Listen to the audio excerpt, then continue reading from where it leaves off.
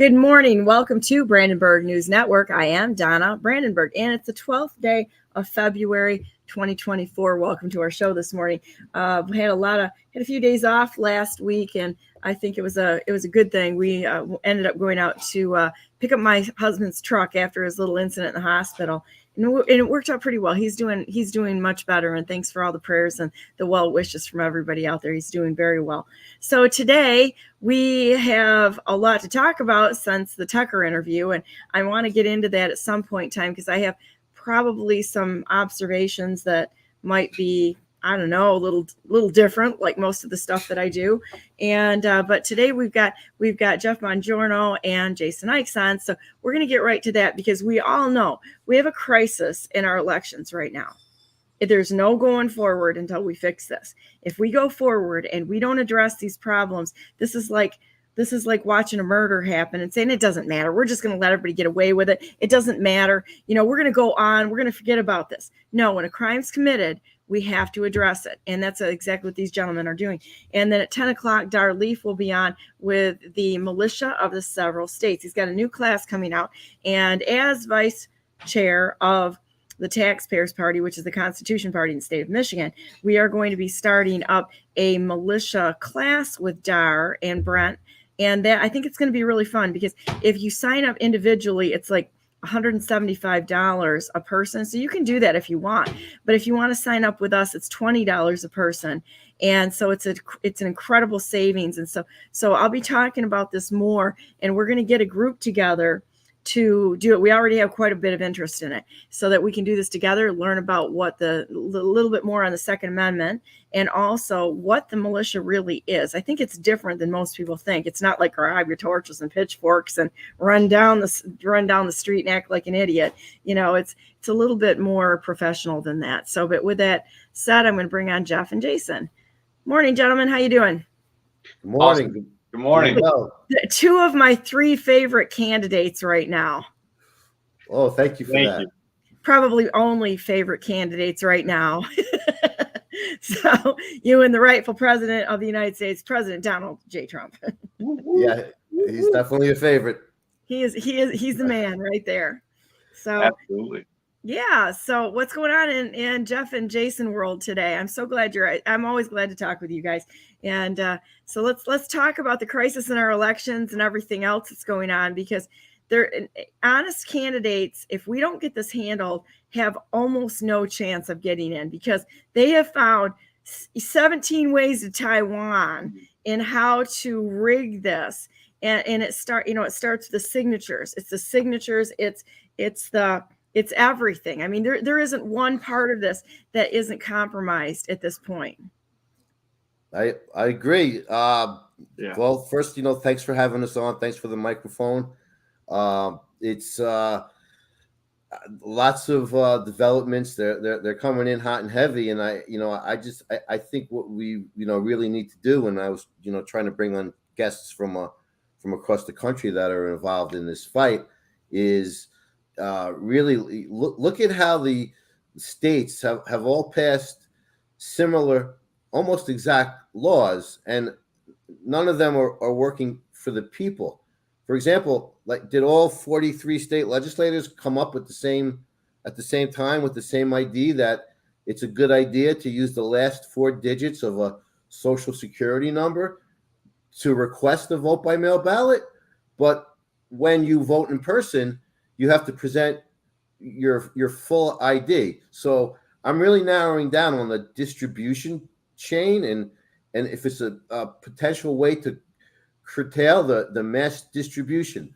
So I gave the example. You request a vote by mail ballot online in Florida. I looked at Florida, South Carolina, Missouri, and Texas so far, and it's all the same sham. It's a law that does not work for the people. And what it says is, if you simply provide us the last 4 digits of your social security number when you request your vote by mail ballot online, we'll send you a ballot. But those rules don't apply to the folks that vote in person.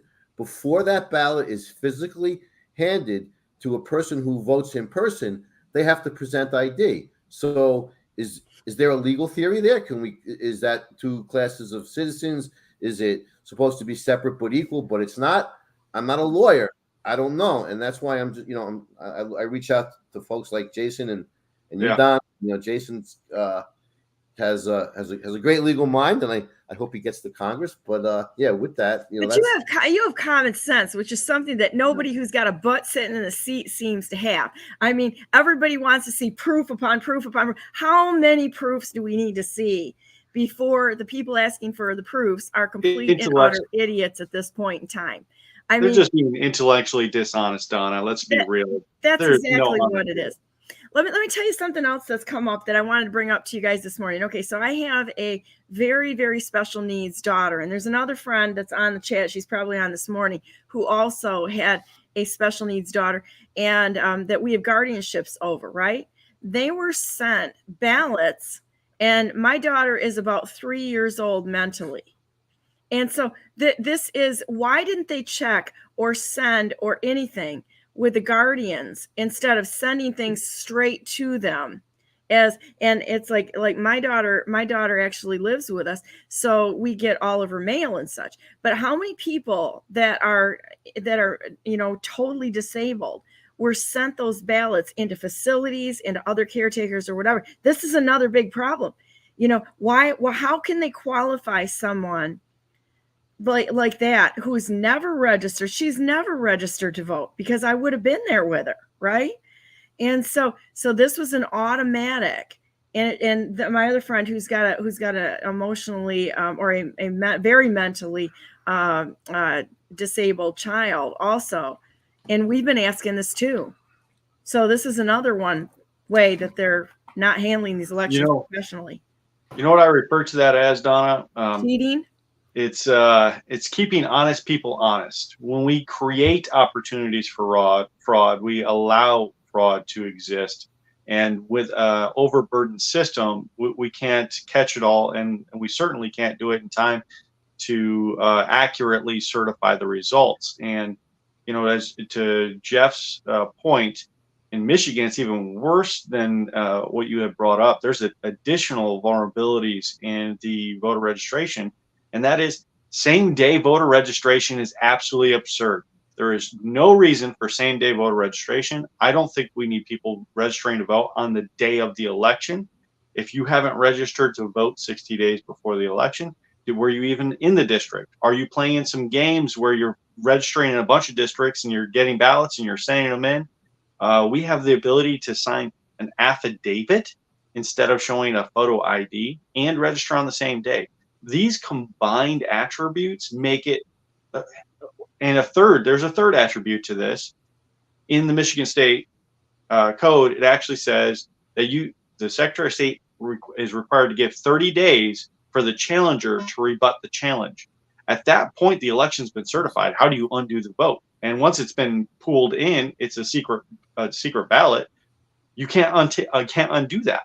We have essentially created such nefarious opportunities to undermine the security and integrity of our elections here in Michigan that I don't see how we can even justifiably tell anyone that we have secure or honest and transparent elections when we don't even have the ability to unwind all of those three vulnerabilities. Well, and it's there's so much of it that I like I said, I don't know how much more proof that we need, and the whole system is bad. Even if they addressed one part of it, that's not enough.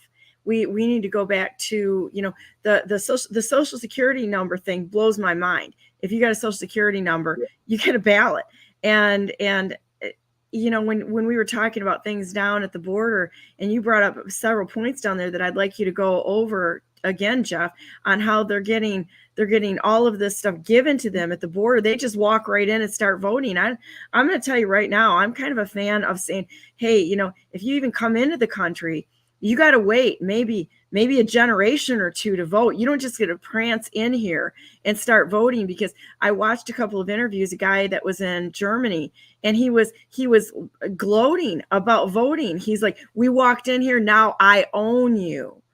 And it was invasion. It was an invasion tactic. So because they walk right in, they get a social security number. We hand them a check. we pay them more benefits than we do to our veterans. And this is just one part of it, the immigration part of it. There's more, because there's no end to the places where they're cheating. Yeah. Well, to Jason's point, these laws that are written that do not work for the benefit of the people, they make our elections insecure. And in my opinion, it has to be a conspiracy amongst the state lawmakers. Criminal conspiracy. Yes. I mean, I have a slide deck ready that it's very it's specific to Palm Beach County. Which is good because it's ground zero. It's President Trump's county. The rightful president of the United States. Yeah. Commander in chief. Yeah. The man, the boss, the legend. Yes. So you mentioned what's going on at the border, and that can be monitored. The number of registrations can be monitored. I'm not sure if I type in this chat, it's private, right? So I could share my screen. So if you would allow me, I have this presentation ready. I would like prefer you to go ahead and share your screen. You can share it. I just, if you put it up there, I'll throw it in there so that everybody can see what you've done. The work that Jeff and Jason have done, everybody, is just extraordinary. And I mean, these guys aren't just talking. There's got to be action behind it, and these guys are actually doing the work, the heavy lifting. So we need to get in front of people. Share. Yes. So when I was in the last campaign, I went through the district, and I spoke to the people, and a lot of them were outraged over the results of the 2020 general election. So we put together petitions. We had about 175 of them signed by the people. A lot of folks, they didn't want to put their name and their voter ID on it, but they were concerned. But I did have about 100 and I'll call it 175 people step up to sign petitions requesting a forensic audit of the 2020 election. And then in turn, I drove up there with two other patriots, and we hand delivered them to the governor's office. Now, here we are. We're in one of the conference rooms in Tallahassee, where we did our own service, our own delivery. So we were signing off that yes, they were delivered properly. And it's now it's 2 years and 3 days and silence from the governor. I mean, at least call the people back or have your office reach out. So to me, that says a lot that they're not responding, that they don't care. They're not hearing the people. And one of the things in Florida, they were just in session in Tallahassee, and one of the Republican reps was trying to get a bill to the floor, and he couldn't find a sponsor. It was Bill 359, and there was one of these groups, Defend Florida, which to me they're a little, it seems to me, I learned a new term from Jason over the weekend, Operation Trust. It seems that there's about 300 people that are really good fighters, but they're listening to the leadership of this particular group, and they're not effective. They're trying to legislate this, and they're getting slapped in the face. In Bill 359, what we wanted was precinct level counting paper ballots, and the rep could not get a sponsor, and it didn't go anywhere. They spent a lot of time, and what happened was they came out with a bill which is like the polar opposite, stating it was more along the lines of a Georgia law or a Michigan law where it's illegal to challenge an election. So they want to squelch our free speech. So, I believe there's a criminal conspiracy. I believe that the state lawmakers are either, they're compromised, bribed, blackmailed, threatened. I don't know. But to me, it's what they're doing is they're federalizing the elections by state, by forcing them to pass the same statutes, which don't work for the people. Well, and look at this. Any of them could have stood up and said something, and nobody did. I mean, the efforts that are going forward to try to write this thing are pretty lame. I mean, it seems to me like you're afraid of offending people instead of getting out there, getting the people behind them, and actually fighting. And so, to me, at least in Michigan, what I've seen has been pretty pathetic at best from the people that are sitting in the seats. I'd like to defend all of those people for a very brief and subtle moment. Good. Go I ahead and think defend him, because I don't have any defense for him right now. I want to see some I would action. I think we absolutely need action, but one of the problems that we've had is, and this needs to be identified, is confirmation bias. People have bought into their own beliefs because they're told, and they're non-confrontational. They don't want to get into fights. They don't want to get into arguments. It's the easy confirmation bias answer. It's we'll win. We'll use their strategies against them. Blah blah blah blah blah. All these different things. Let the broken system remain in place so we can use it and take advantage of it as well. Well, the problem is the courts have proven over and over again that they're siding one way in all of these. So if these people think that they're going to be able to use all the same loopholes that the left is using, they're wrong. They're dead wrong. We are getting handed to us in the courts, left and right, up and down. We are getting our butts kicked, and we cannot rely solely on the courts, and we definitely can't rely on exploiting the same loopholes in the system that they are. Now we have to fight on all fronts, but Right. they're the people that we've relied on to get things done are buying into these placations because of they don't want to be confrontational, and they want to believe that there's a way to win this using the same system that the left is using. And I understand, and I wholeheartedly agree. There's a lot of weak people who bought into these ideas and concepts, but we need to be very assertive about the fact that no, these are wrong. We need to close these loopholes. Right. They won't do anyone any justice or any good. Yeah. Well, why aren't they going after the judges that they know are absolutely not upholding the law?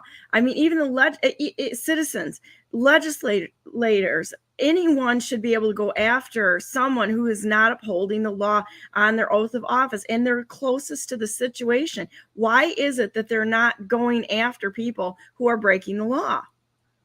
Well, Well, they control the system too, so they changed the laws after the fact. Go ahead, Jeff. Okay. Yeah, Well. we can't outvote, we can't out ballot harvest the fraud. I mean, what we're seeing with system. First of all, just backing up, we looked at this at a national level. We talked about CISA. We talked about the border in the last couple of episodes. What I have uncovered, and not just me, this basically was. I think the Holy Spirit working in tandem with what I found. But if you take a look at the slide, what we found in Palm Beach County was there's a company called Cornerstone Consultants, and Cornerstone Consultants is a contractor for the Palm Beach County Supervisor of Elections Office. So they're a county contractor. They're paid with taxpayer dollars. I do not know if they're in any other counties at this time. But what we do know is that Sheriff Bradshaw, we discovered that Cornerstone was his political operative or his campaign management team. There are, on his state filings, there's expenses paying this Cornerstone, while at the same time they're working inside the Supervisor of Elections office. And there's also press releases from Cornerstone stating how how great they are and how they got the win for Sheriff Bradshaw. But here's what's interesting: whatever that 3 years ago, I started to take a look at the election laws in Florida, and I noticed this 98.0981 law, which says between 1 and 29 votes. So let me just go to a graph to make this clearer for your audience.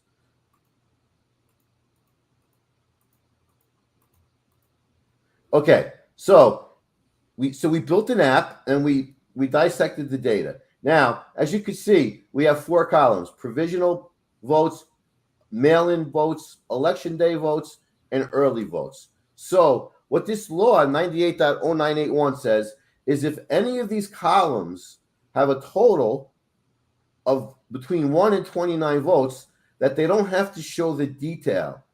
So let me explain the column. This is one contest, and these are the votes that this particular candidate received, broken down, itemized by vote type. So if we just look at this, this data was reported properly. 443 mail-in votes, but only a total of what? 213 total votes. So these numbers are just tilted so far to the vote by mail ballot count. I mean, look at the number of vote by mail ballots that are coming in. They eclipse the total of all votes. So if you have Cornerstone working on the inside and as campaign managers, well, how much power do they have? But the one thing that stood out, okay, and this was 3 years ago when we built this app, was that the sheriff's race, he was the biggest abuser. Look at all these columns where they claim that there's 1 to 29 votes in any of these categories, which allows them by law to only report the aggregate number. So 36. So it's easy to pad that on small amounts and not get caught, is what you're saying. Well, 36.4% of all of the votes in the Palm Beach County sheriff's race were without detail, were obfuscated due to that 98.0981 law. Now, so that's 177,000 out of 486,000.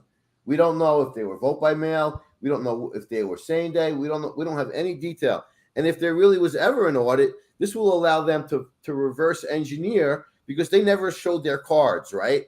They never said, well, we have this many vote by mail, this many same day of votes, this many early votes. They don't give us those numbers, so they're never really showing their cards. Now, is it coincidence that at this race we were going into COVID? They needed a sheriff that would, enforce the mask laws, that would not prosecute election laws. So leading up to my whole drive with this sheriff race and what just transpired is that the evidence, it's circumstantial, but we need to dig in. We need to start. I mean, is there enough now to start a criminal case reviewing this whole sheriff's race? Why were 37% of his votes obfuscated? Why is this law even on the books? And it gets even more interesting because the law is 98.09812C, 2 Charlie, but 2 Bravo was removed. And we don't know if it was removed lawfully, if they added this 1 to 29 law to obfuscate, but it all stinks. It's all very rotten. Well, it's like when you looked at some of the campaign donations, they were a whole bunch of them from Michigan that came from Arizona for, I think, Tudor Dixon at $5 a pop. And so when you look at stuff that they do in small incremental the small numbers, man, you can fly under the radar with all sorts of things that way. Yeah, and they on the Supervisor of Elections website, it used to say unless fewer than 30 votes voted a ballot type, and then they changed it to 1 to 29. And this is when this 2B got deleted. Where did it go? And also, let's go back to the original slide. Now, in this bill, the latest election bill that was passed was called 7050, also not known as Resign to Run. That was the bill that allowed DeSantis to run for federal office and remain governor. And what they tried to do is use a 4-digit ID instead of signature verification.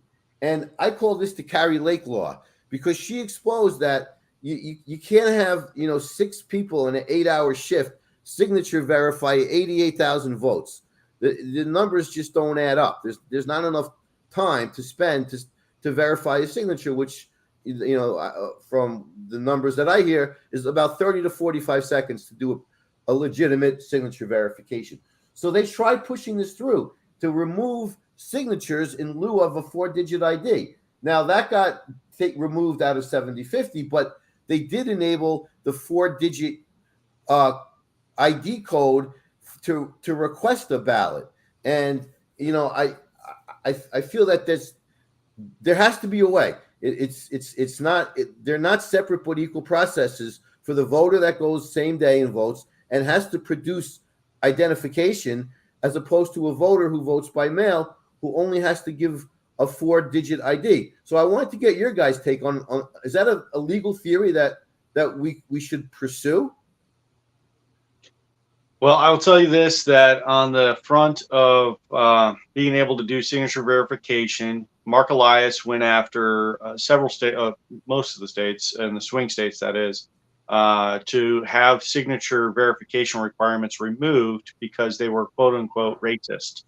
And because of those attacks on the signature verification process, it is really the only security measure to ensure that our mail-in ballots are being filled out by the appropriate person that's supposed to receive them.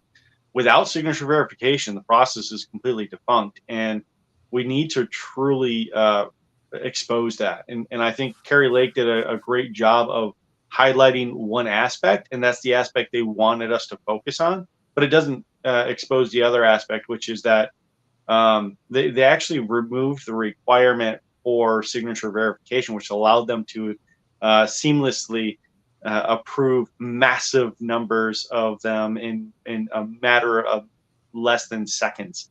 And that is an affront to all of the citizens of this country, because you want to talk about voter suppression, you just suppressed every single vote for every person who voted in person, who showed an ID, who actually did their required duty of saying, hey, look, this is who I am. I'm showing up. You see my face. You see my identification card. It matches or doesn't match. The numbers match what's in the voter rolls. None of that exists when you send a mail-in ballot to somebody. You don't know if someone in the house filled it out. You don't know if it got interdicted in the mail. Someone else filled it out and then put it in a Zuckerberg Dropbox. You don't know what happened there. The chain of custody is completely broke. And if you're not doing signature verification, there's no validity to that vote. The mass mail-in ballots have got to stop.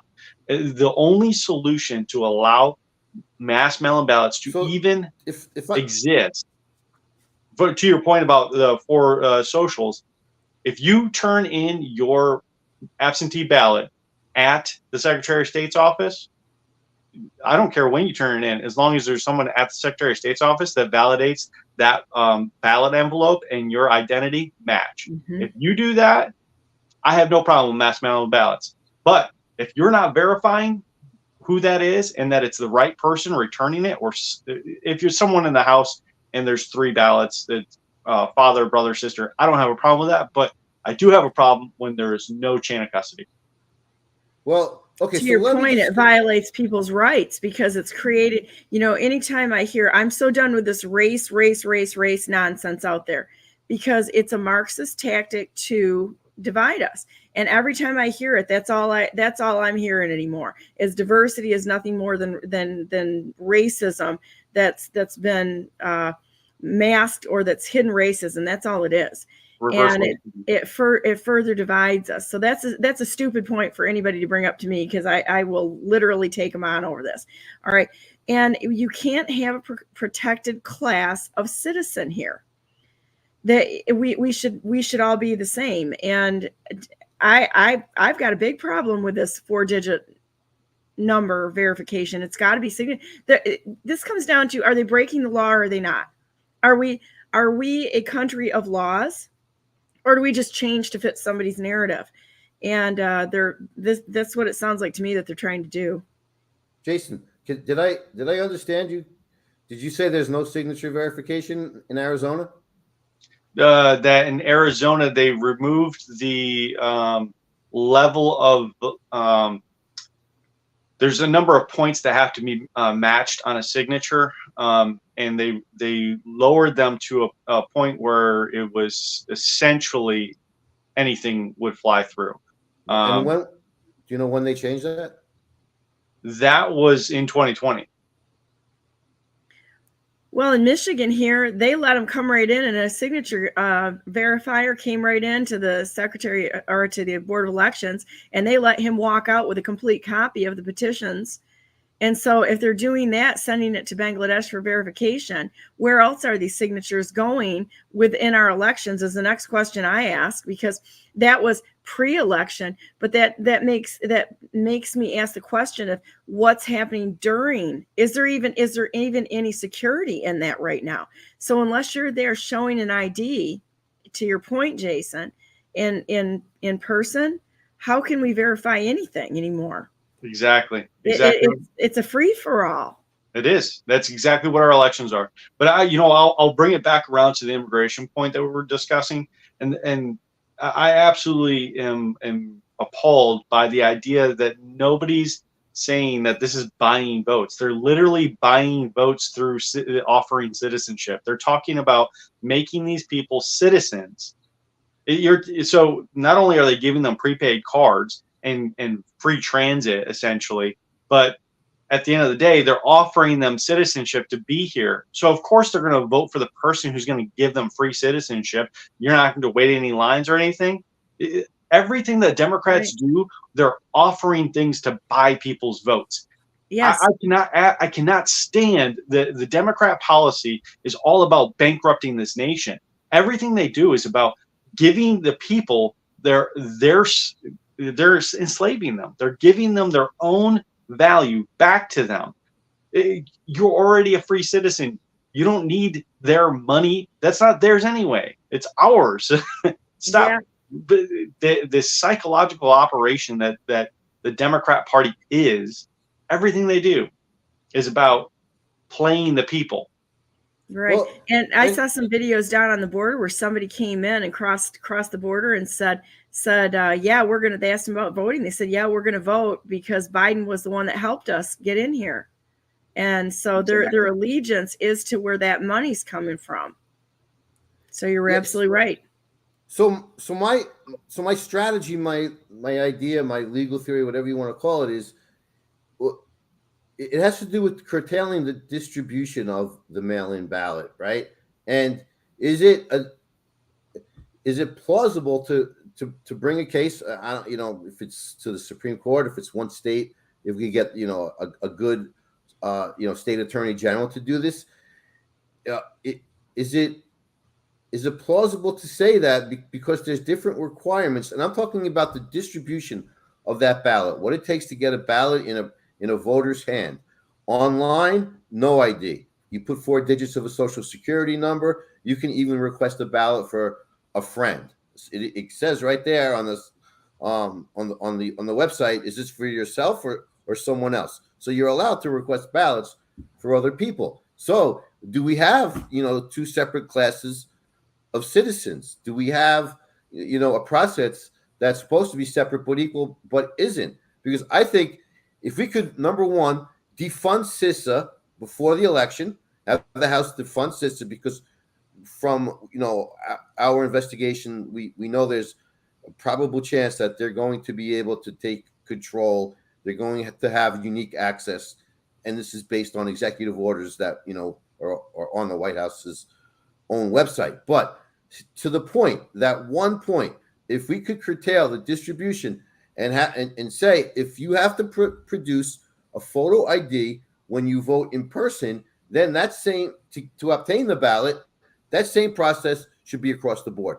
To me, I don't think that's controversial. I think that's something that everyone can understand. It's something that people can get behind without being called an election denier and having the FBI knock their door down. So that's my ask.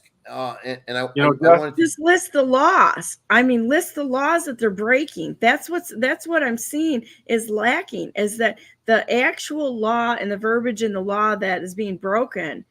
Then you got a case no matter what it is. So then I think you're right, Jeff. We just got to list out the laws.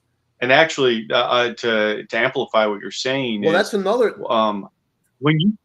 When you show up at the poll, you also sign in at the poll book, and they verify with your picture ID. Your signature is on that picture ID card, right? They verify when you sign in at the poll book. They look at your signature on your ID card and the signature on the poll book to verify. So not only are they looking at your picture, your signature, and your information on the card, there's 3 checks right there. Yeah, and so that's one theory. The other theory is a lot harder to prove, would take a lot more work. But how are all of these states coming up with the same exact election laws? We're not supposed to have a federalized election system, and through this cookie cutter legislation, they're cookie cutter. Need some coffee, Jeff. They're basically. I do. There was a late night with that. What a game last night. It was a late night for me. So how won? I didn't watch. The team with the most points. Of course, we knew that the Taylor Swifties would win, right? I mean, that was a no-brainer. It's very convenient. Yeah. So my point is there a criminal conspiracy amongst the state lawmakers? Who's pulling the strings? Who's behind? You talked about Putin's interview for a few minutes in the opening, and he said that the elected officials aren't the ones making decisions with regard to joining NATO and these other ideas that Putin brought to Gates and to Bush Jr. about joining NATO. Yeah, it was a great idea until it went to the the administrative state, the deep state, whatever you want to call it. So who's behind all of these cookie cutter laws? Got it out the first time there. So who's behind it? Is it a criminal conspiracy? How is it possible that we're seeing the same exact laws across all 50 states? It's so apparent that they don't work for the people, they work against the people. So that's theory number 2: a RICO conspiracy, criminal conspiracy across the board. And I also have a text, if you look at my PowerPoint here, about Mike Caruso.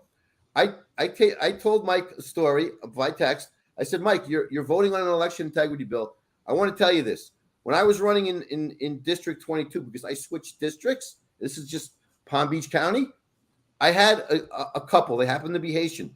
And they came up to me. They set an appointment. We want to talk to you. And they told me for $85,000 that I would win the primary. They would go out and get all the Haitian ballots and all the ballots of the people in the church, and they would guarantee me a win. So I texted him. Goodness. I texted a sitting state rep Mike Caruso, and I'm calling you out now, Michael, because I know and you know that these laws aren't working for the people. We've had this discussion, and your response to me, and I quote, was, Jeff, there's nothing I can do. It's bigger than both of us. So I really want an explanation on what that means. But I also want to continue on with the story of the text exchange that I had. Rep Caruso responded, yes, I know. They approached my wife when she ran for mayor of Del Rey. She refused and she lost. So here you are negotiating an election bill. You know that they're ballot harvesting, which is illegal in the state of Florida. Why don't you get up on this floor and tell everyone your experience? Yeah, go friggin' Tasmanian devil on everybody and tell them what's going on. So it gets better. The next morning, for some reason, Governor DeSantis, because I'm applying a lot of pressure. I'm texting thousands of people in the district, what's going this whole story. And the next day, when they go to vote on Bill 7050, which allowed DeSantis to run for federal office, the next day, Rep. Caruso, guess where he is? He's in Israel signing some anti-hate crime law, so he couldn't be on the floor. Now, is this all coincidence? Is it coincidence that Cornerstone Solutions works for the state, for the supervisor of elections? Is it coincidence that Sheriff Bradshaw pays them as political consultants? Is it coincidence that the sheriff, the most powerful position that we need in the county to control the COVID outreach, to control the school boards, to control the law of the land? Is it a coincidence that he was the biggest abuser in his race of this law that obfuscates votes? Are these all coincidences that 50 states are in lockstep or passing the state laws? I don't think so. To me, it's obvious. It's also obvious the power that they've handed over to CISA, after CISA is known to be the censorship nerve center of the internet, of anything that the deep state wants to censor, particularly Chris Krebs. And, we have the 51 traitors, right? I made a deck of cards. So here's all the 51 traitors. You can read all about them. You have all their name. So we have Janice Carrion, right? She's one of the traitors that signed the letter about Hunter Biden. John Tullius. We have, they're all here on a deck of cards, and I'm going to have these on my website to sell. Nick Shapiro. So these are all the bad guys. The first one. I'm going to buy the first one, Jeff. Okay. All right. You gotta sign it. You gotta sign the deck. Yeah, you gotta sign the deck, and then I'm going to buy the first one.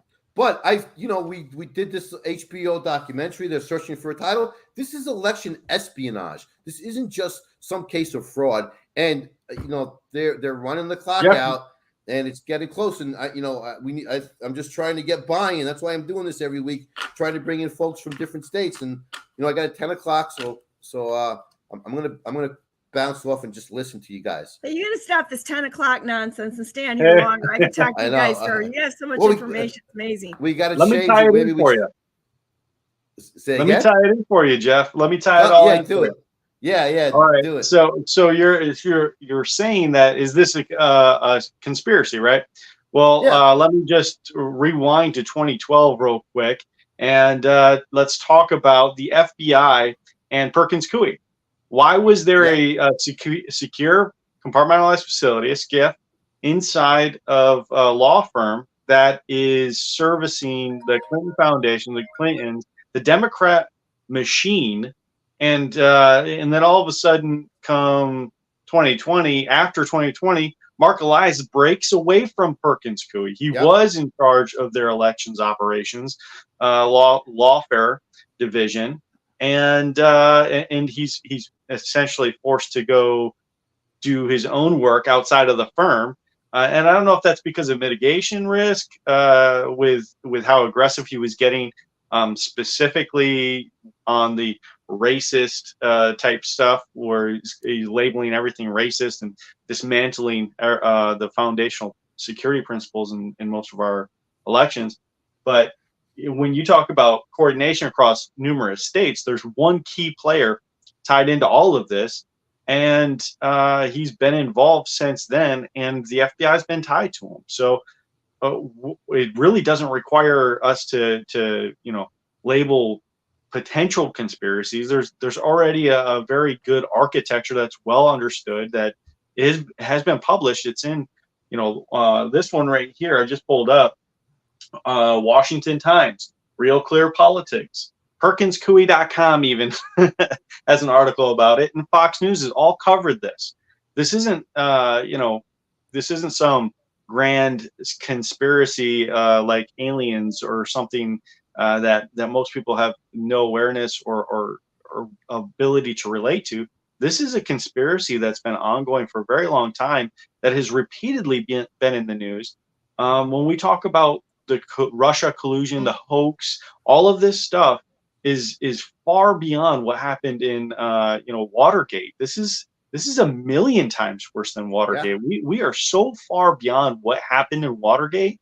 People don't realize this is a communist color revolution takeover that has been well underway for 100 years. The Democrat Party was infiltrated by the Communist Party in the 50s intentionally. And the Communist Party was based out of Chicago, and they dismantled, I believe it was 1954 was the year. They said, hey, everybody, we're shutting down the doors because McCarthy's coming after everyone who's a member of the Communist Party.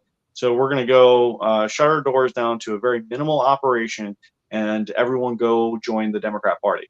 So this has been going on for a very long time. This isn't something new. We're fighting against machinery of a communist takeover that's by design, and it's infiltrated every layer of our institutions. And that's why when it comes down to conspiracy, this is the John Birch Society. There's all sorts of organizations out there that have been pointing this out for a very long time. And the majority of people have been placated by bread and circuses, by jobs and opportunities. And the reality is your private property is being taken away from you right out from underneath your feet through taxation.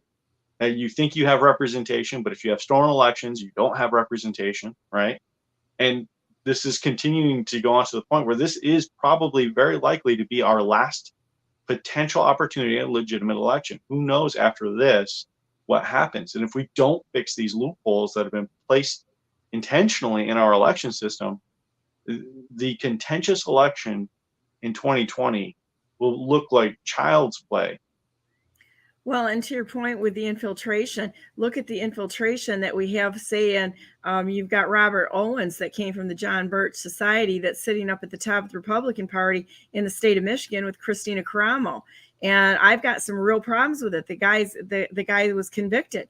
And not only that, you look at the Republican Party, it's not just one anymore. This has been a grand slam of infiltration.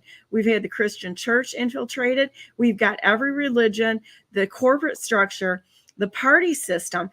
And this is I'm going to say it again. You either figure out the candidates and vote for the candidate. The way that the parties are working is criminal. You've got the Democrat Party with the super delegates, that the delegates don't even make a difference now because they're a half of a vote. So they're irrelevant at this point in time. The super delegates are running the entire party, and they are placed. The Republican Party puts forth the slate, and you either vote for the slate or you get voted off the island. And where is that given the power to the people? The delegates are not listening to the constituents. They're listening to these slates, and it's party driven. And you got the top of the party that's infiltrated with felons. You got a big problem. So, but here's my point, though. Like we talk about it, we bemoan it. Like, what is the next step? We have enough. I believe in Palm Beach County to at least open an investigation under the Florida Statute 104.43. A citizen is allowed to bring a grand jury indictment if it's election related. So I think we need to call that out. Now I need help. I need ideas, and I also believe that we have two processes that are separate, but they are not equal. As we pointed out with the actual distribution of that ballot, and the third one is the criminal conspiracy and Mark Elias, and we have all these supposed champions of elections who are selling a lot of pillows. And so what's the next step? It's like the people that are selling that sort of thing, but they're getting nothing done. It's like watching the gears spin, but there's nothing engaging. It's politics as usual. If you solve the problem, you stop raising money, right? Right. And if you don't have an issue to fight on, then then there's no counter argument or reason to change or shift to another direction. So that is definitely a problem, the perpetual problem in politics, which is you have to have issues to fight on. But we when the Democrats see we gain traction, what do? They just take our issues and they spin them. They spin them to diffuse the argument, and we do that to a lesser degree. But rhetoric, political rhetoric, has been it's gotten to the point where it's no longer productive, especially when you talk about what's beneficial to society. So I really have to bounce. I want to point out pretty much two things.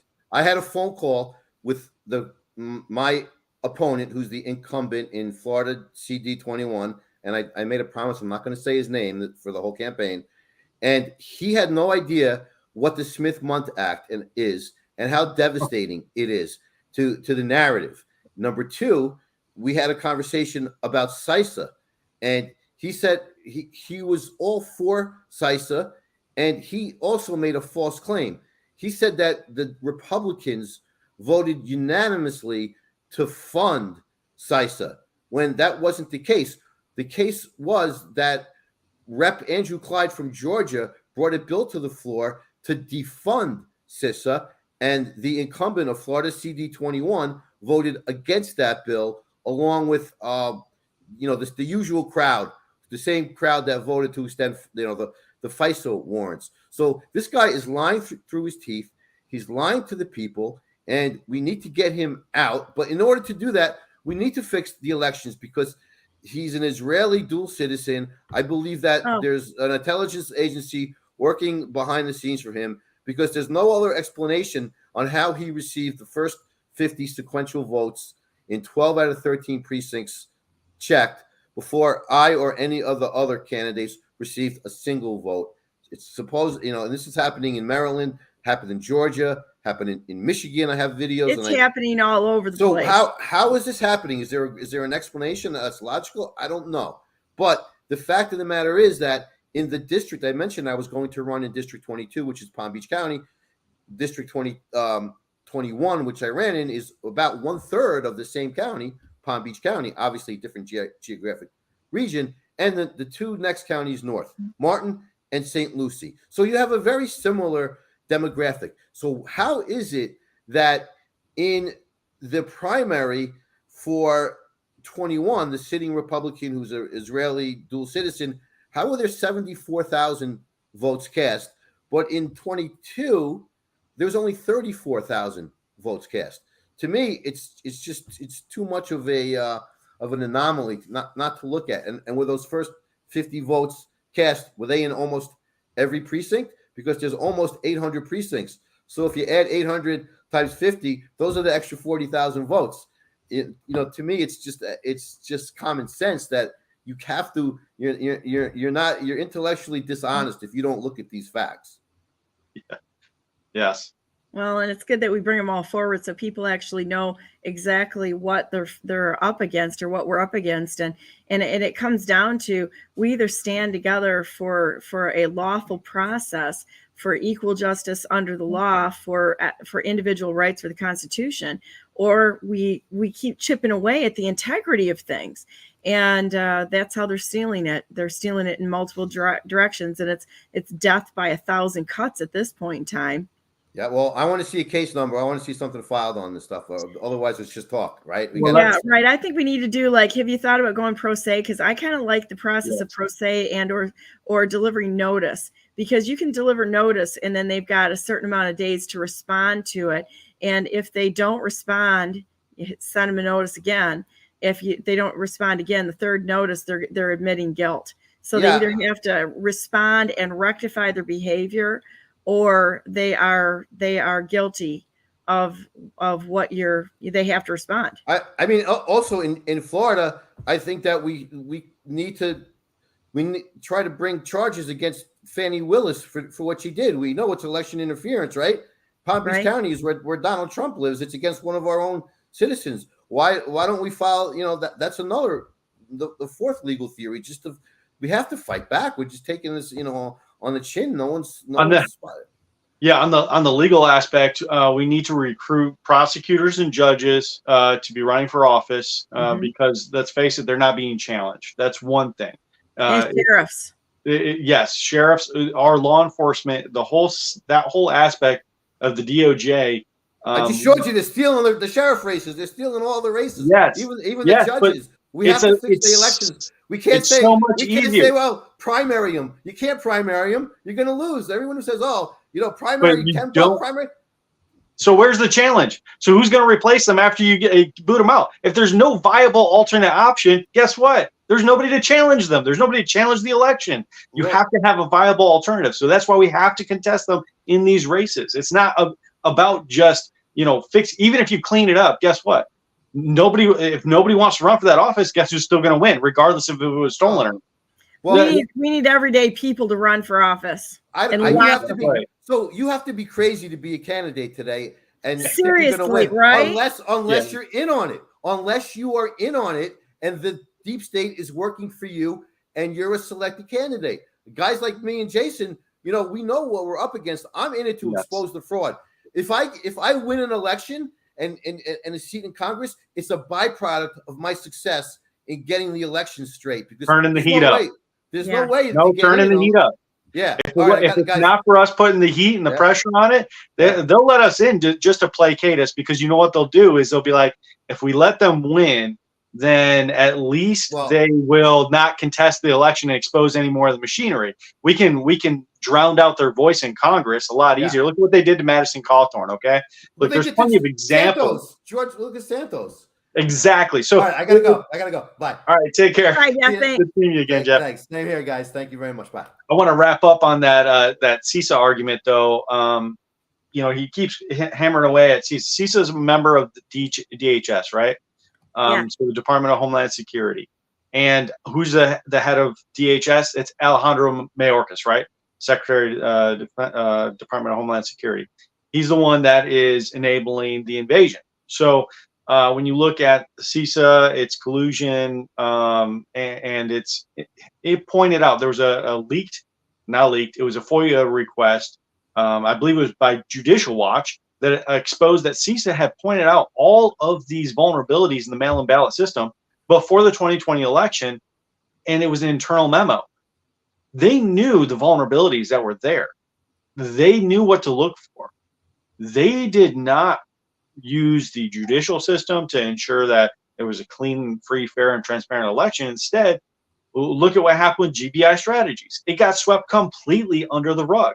And why? Probably because it benefited bigger government and ensured that they kept their jobs, right?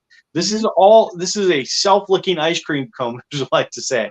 They want to make sure that their funding exists, because that goes into their pensions, that goes into whether or not there's more jobs available, job progression, or whether or not the agency is shut down. Let's face it, how many intelligence agencies are there? There's more than 17 now. And with that many intelligence agencies, you have to ask yourself, how many are redundant?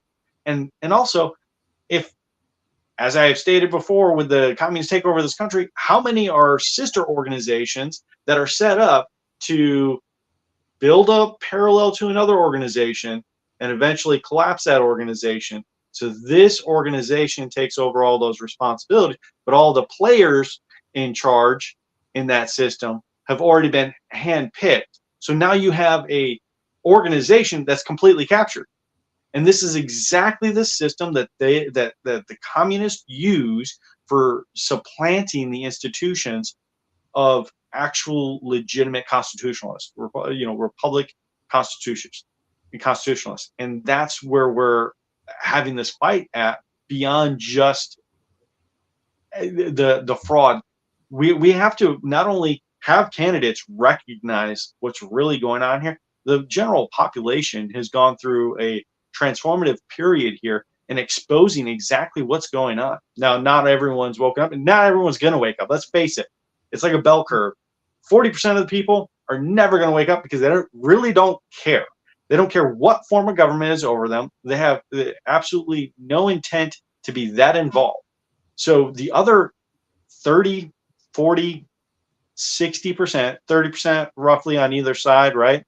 And really it's the 10 to 20% on either side that are the swayable, that are involved, but now they could be swayed through logical arguments. However, right, you've got the ideologues on either side that believe in their system. You're never changing their minds. They are set in their ways, and that's where we have this two really heavily competing fronts of strong ideologies. And whether you call them left wing or right wing, it's really irrelevant. At the end of the day, we have people who are for more centralization and a larger federal bureaucracy, which is fascism, communism, all of these different isms, even in a monarchy, right? That's all a hierarchical system. What we built here in the United States, constitutional republic, empowered the people and empowered the states. That is a decentralized system. In Michigan, we have one of the most decentralized election processes in the country. We have 1,600 different jurisdictions that get to choose their own election process. That is incredible. But it's a testament to the foundation of our country, which was a constitutional republic with the power held at the lowest level with the people, not the federal bureaucracy. The federal bureaucracy was only ever intended to exist to help protect our exterior borders and to resolve internal conflicts. It was never meant to take over the entire system of government all the way down to the local level. But that's exactly what Jeff was pointing out there with how CISA has come in and is taking over all of these processes.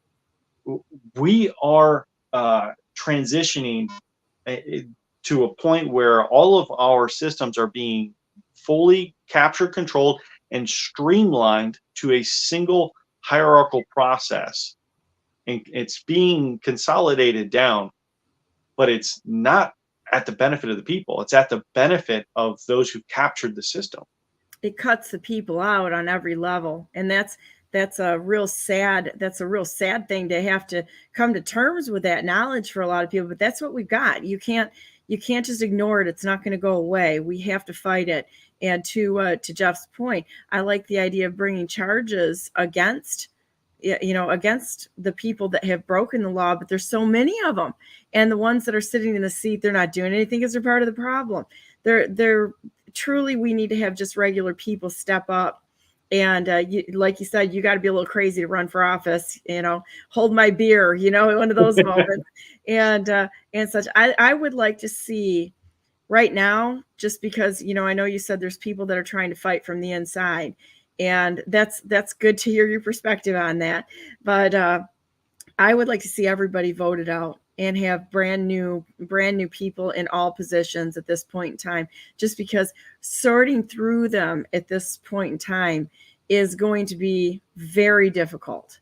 And I mean very, very difficult to actually sort through. There's people that are blackmailed. There's people that have there's all of these things that But look at the last few votes. Look at the last few votes. There's a solid core of anywhere from 10 to 20 people, depending on you're talking about the House, the Senate. There's a core group of people who have been willing to resist and have tried to do so, and have been moderately successful, I will even say. So I think it's a very small minority, but I think that there's definitely some people there that are helping us in writing the system. True enough. I'll give you that one. And so, but I think we need to be very judicious and with our votes and knowing who we're voting for, not just because somebody told us to vote for them, but look at what they've done. Their actions mean more than what they talk about at this point in time, because these people are liars and they're good at it. The ones that are sitting in the seats. So you really do have to go through and know what do they actually stand for. There was a post that came out and everybody was losing their mind about Matt Gaetz saying something, and it was like it's like he's joking, guys. There's a point in time where you have to use a little common sense and realize that there's things that are tongue in cheek that are being said because it's so ridiculous that you can't even believe that people. I remember what that was. He says, I believe he was talking about bringing McCarthy back, something like that. He was definitely tongue in cheek. And then the media goes and runs with it and says, "Oh, look, Matt Gaetz is one of them." It's like, come on, it's like I think you need to look into this a little bit more because unless we're all a bunch of robots like Biden is right now, you're gonna have people that have senses, a sense of humor, an actual sense of humor. Well, I really appreciate you being on today, Jason. You're absolutely one of my favorite candidates and people, and I love everything that you're doing. And your record in your past is really, really stands out, and the amount of work you've done the first time I met you, I'll never forget the first time I met you, that I didn't even recognize you, even though we were on a lawsuit together because we'd never met in person. And, to see somebody who's willing to work behind the scenes, not as a camera warrior, but somebody who actually does a lot of work behind the scenes is really extraordinary. And everything that you've done with EIF, going through the elections and being able to identify the actual threats to this nation and standing firm without changing. You don't waffle on things at all. And you bring a great deal of wisdom and moderation to every discussion I've seen you be a part of, which I'm pretty hard on people when it comes to, I'm more like sit on that little white pony and take the swords out and start cutting people off the knees and make them see if they can either fight or prove themselves, and I just don't give passes to people. And, it takes me quite a while to actually say, yeah, I think this guy is for real. But I really appreciate everything that you do and the way you look at things too. And it's you're truly someone that I can feel really proud to stand with, have on my program, know that you're not going to be coming on here bullshitting everybody full time, because I literally I will talk to everyone, whether people like them or not, whether I like them or think they're completely full of crap when they come on here. Because there are people that come on my show that I know they're full of crap even before they walk on the show. And I let them talk, and I try to let them say what they have to say. Hopefully people that are not in that position or have been blackmailed or something will actually come forward and say something that'll be truthful or turn around. But we have to give everyone a chance to talk, whether or not we think they're full of crap or not. But in your case and in Jeff's case, I've gotten to know you guys well enough to know that and be able to say I'm really proud to stand with you, and I'm proud to have you on the show, and I'm thankful for you sharing the knowledge that you have to everyone out there. And now everybody out there, go share their stuff, because this is part of our responsibility as an American, is to share information that good people like Jason and Jeff are willing to work so hard to put out there to save this nation. So I just want to say thank you on behalf of myself and the United States of America. So thank you, Donna. I really appreciate everything you're doing. You're doing a phenomenal job giving a platform to everyone that's looking to, you put up a good point there with the I like to call it an opportunity for redemption. yes. When you give people a platform, it's an opportunity for them to either come to the epiphany moment of, oh, maybe I'm not right on this, or to truly put out why they feel the way they do. And I believe that people have convictions, and they're not wrong for having those convictions, but that we do all have to come together and find a way that we can all work together and exist in society together. But there's some really good people out there on both sides of the aisle. And so, like, I don't have a beef with the American people. I have a beef with this criminal organization that has infiltrated all. But to that point also, I do know Spook Network is out there strong. And there's a lot of good people that have also infiltrated bad organizations who are working in order to set the United States right. So for me, it's like, I may look at something somebody's done and say, yeah, I'm kind of out on this person, but I will give them a chance to redeem themselves. And perhaps they are a spook that's infiltrated into something, and really good actors and actresses have to be on both sides. And I believe that that's the truth. That's what's going on right now. BLM was infiltrated by good people, Antifa was, and our government has also. We have spooks in every organization. And I think that's something that we have to come to terms with, that I believe the good guys are in charge. I certainly believe that God is in charge. If we were not in charge of this, and to a certain point, we'd already be dead. And there's plenty of us that would already be dead for the stances that we've taken on things. And so with that said, thank you to all the spooks that are playing bad guys out there that I know are good guys behind the scenes. And I want to give everybody a chance. If it's a bad guy, truly bad guy, playing a good guy, I'm probably going to take the be on the white pony with swords flying and eviscerate. If it's a good guy playing a bad guy, I'll probably sit back and listen to him for a while, see what they're going to do. But none of us can be too dogmatic on any subject right now, because the people who really know what's going on, they're not saying a word. They're not they're not out there, selling products and misleading people as pay patriots. They're quiet behind the scenes, and they're just doing their jobs, and they're doing it without a lot of thanks, to what they're doing. So thank you, Jason. I know you're a good guy. So anyhow, thanks for coming on, and hopefully we'll see you next week, Monday, coming back on with Jeff. Jeff is I gave him 9 o'clock every Monday to bring people on.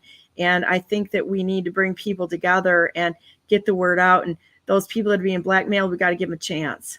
Yeah, what happens. That's how we fix this. We fix this through some truth and reconciliation. At the end of the day, that's God taught us that, Yeah, anybody that's in the Republican Party, which I am absolutely ready to see that thing torn right down to the ground, just like the Democrat Party that wants it, because the system's bad. It's just like the election systems. Anybody that wants to talk real stuff, give me a call. If you're willing to stand with us, I'll talk to you. So have a great day, Jason. I'm going to go ahead and bring on our next guest, our buddy, Sheriff Darleaf. And I'll be right back.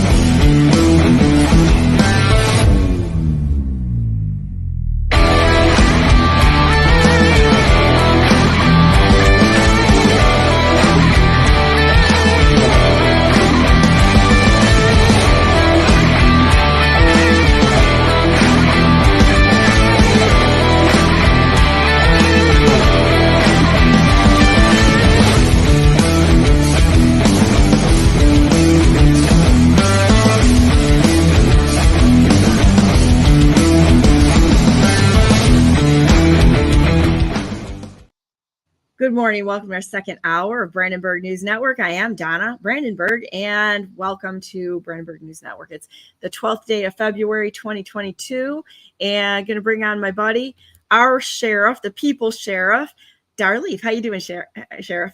Hey, good morning. Can you hear me okay? Yeah, I hear you great. Thank you for coming on this morning. It was such a pleasure to have you at our meeting, the Constitution Party, the Taxpayers Party meeting. And I thank you. Everyone just has expressed so much gratitude that you were there. And I had a lot of people say that they had learned so much from you being there.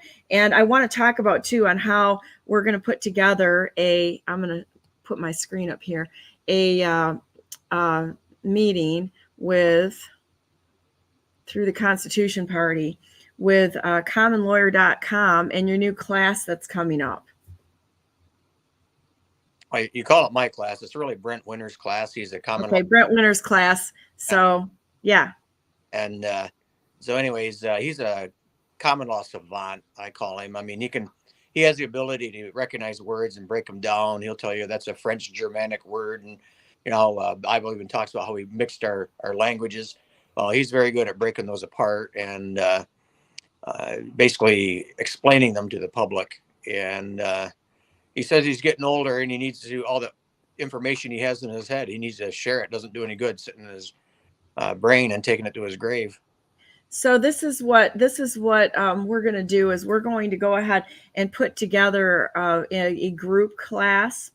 And I've got quite a few people that are already very interested in this, which drops the cost, I believe, to $20 a person rather than the $175 as an individual. So to anyone out there that wants to study the militia of the several states, this is something that we're going to be doing. And I thank you for bringing this to my attention, that this is a very vital. I think what we're going to do is get a group of us together and continue this on too, and not just go through that class, but to roll through all the courses that are out there and available to people, because the information is really good and we need to know the law. We need to know what's going on, and we need to educate ourselves in order to do so.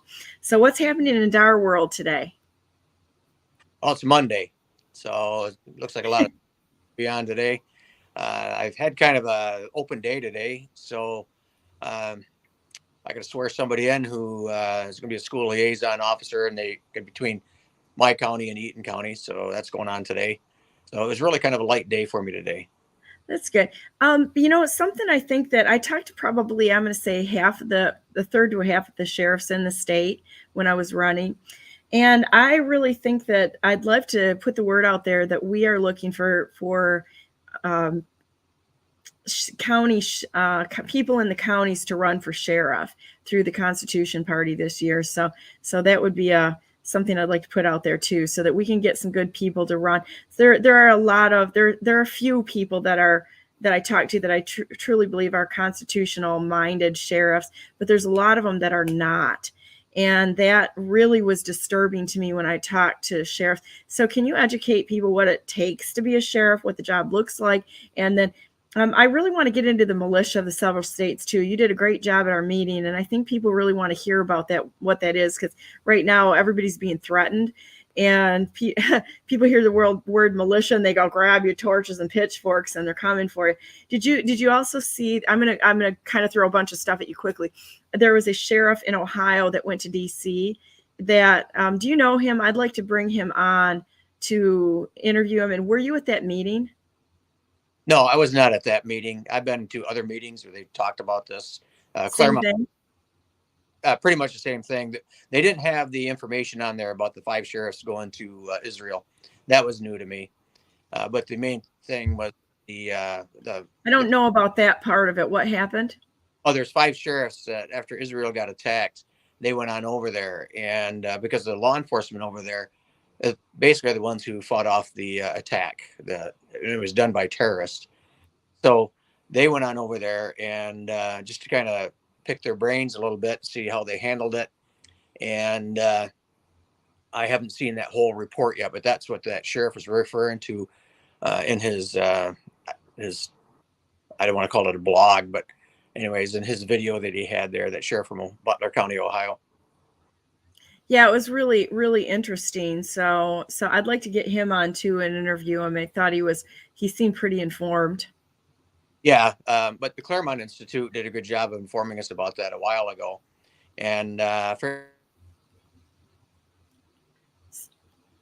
say that again. I missed it. Sound is off now. Time out. Sound.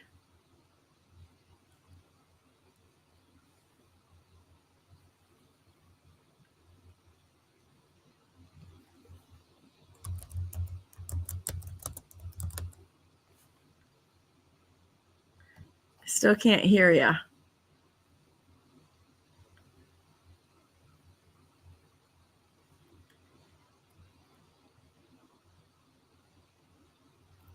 When you left, it came back on, your sound went off.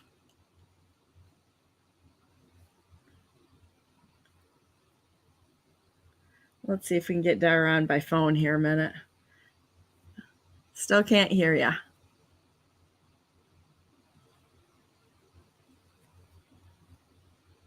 Ooh, somebody doesn't want to hear what Dara has to say clearly. We're going to do this differently then.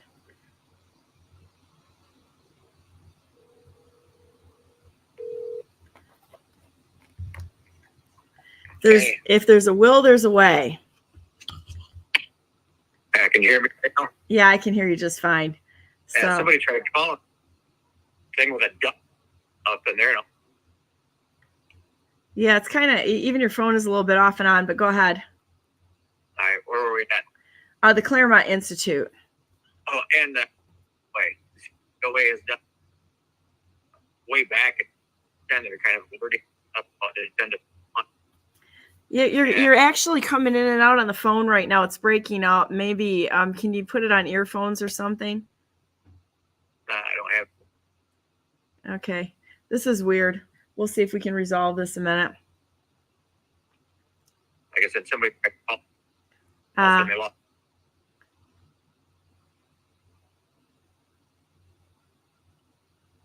Can we back up?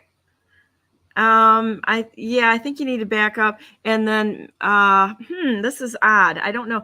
Can you leave again and then try to come back on the feed? Let's see if that'll work. Yeah, let me try it. Okay. All right, let's see if we can get this to work yet for Dar. And I think that this is too important to let slide. I'm glad he could come on this morning. He's a good guy. So let's go look at Claremont Institute. And I am not familiar with that. So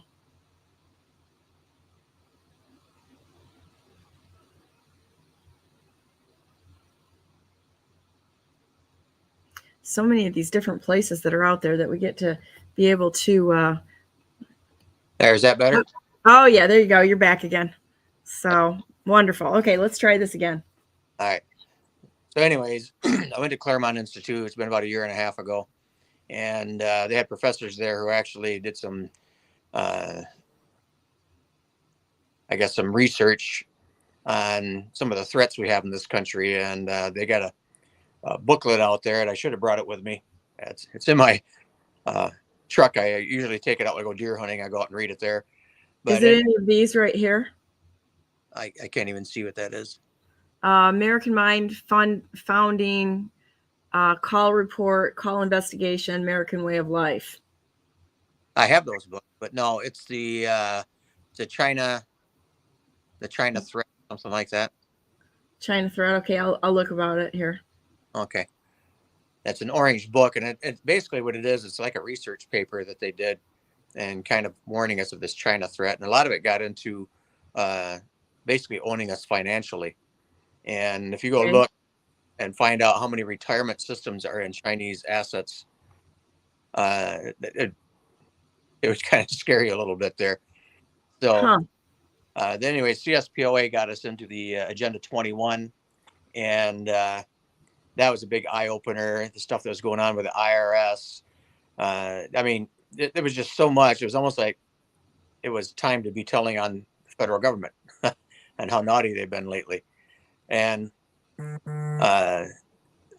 so anyways, moving on, like to the Claremont Institute and all that stuff, we started talking about some of these threats and the red flags and stuff like that are red flags are more prevalent now than what they were before 9/11. Yeah, with everybody crossing the border too, it's increased exponentially, and I believe that the sheriff said, Sheriff Rick, what's his last name again? Rick, which one? The one from Ohio. I don't know him. Oh, yes, from Butler County, Ohio. He said that it's not a matter of if it will happen. He says when it will happen. I can look him up right now. I think I posted him on my Telegram channel. Let me see if I can bring that up a minute. So let's see if we can bring that back up here. Hang on. Richard Jones. Yeah, Rick Jones. Yeah. I think he goes by Sheriff Rick. So let me see. But yeah, he had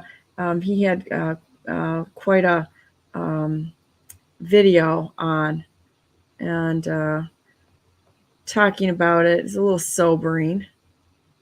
I don't know if you know or not, but there is a bill in our federal Senate trying to ban us from basically being a militia. Yeah, I saw that one. Yeah. By the way, folks, for those of you who are listening out there, it's unconstitutional. The militia is a subset of the people, not the government. Yeah, they have nothing that they can touch there. So I'm gonna keep looking here a minute. I think it's a little hard for me to find when I'm online here, but it's on my Telegram channel at any rate.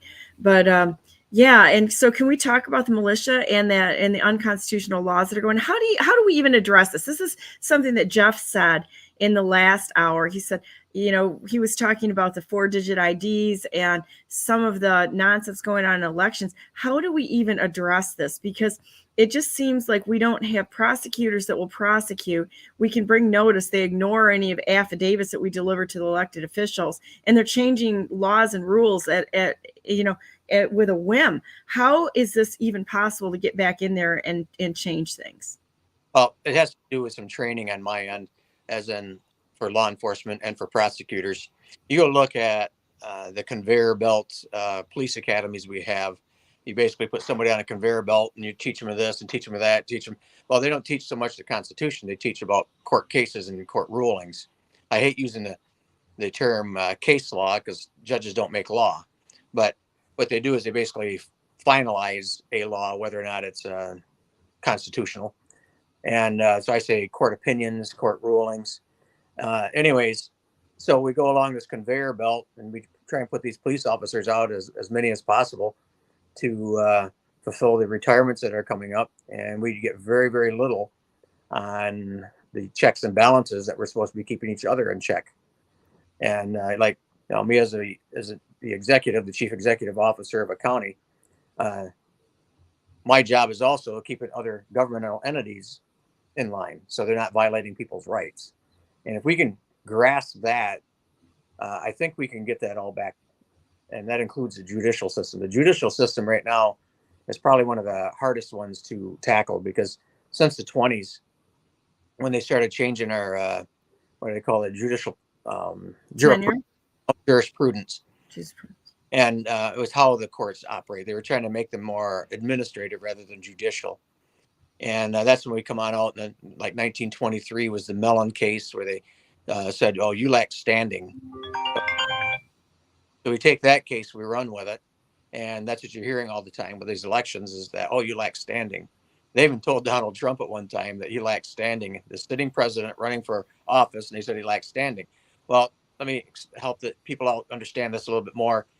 And if you lack standing, then there has to be standing somewhere. Do you understand that? So, right. As judges, if I lack standing, then what does standing look like? And that's what we need to be asking.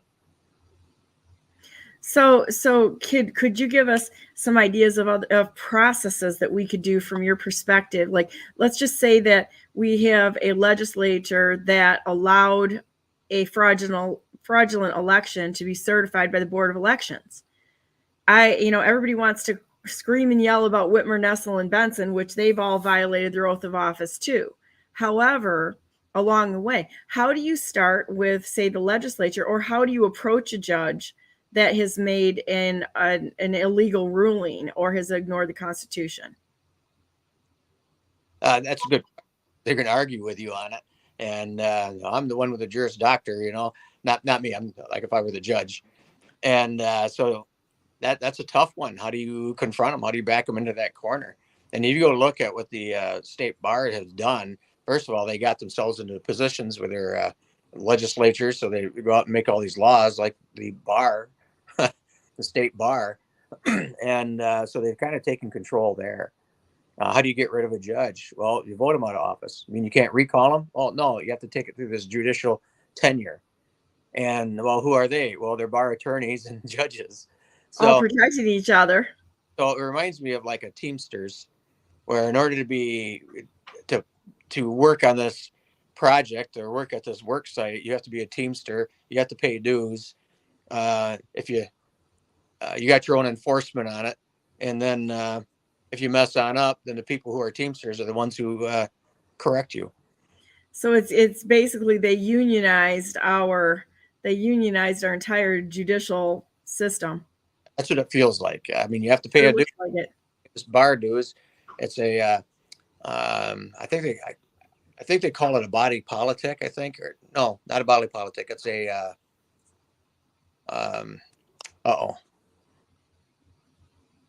It was specifically written in the law. It didn't say a body politic. It was a corporation. How do you undermine or in a way get the bar back into a an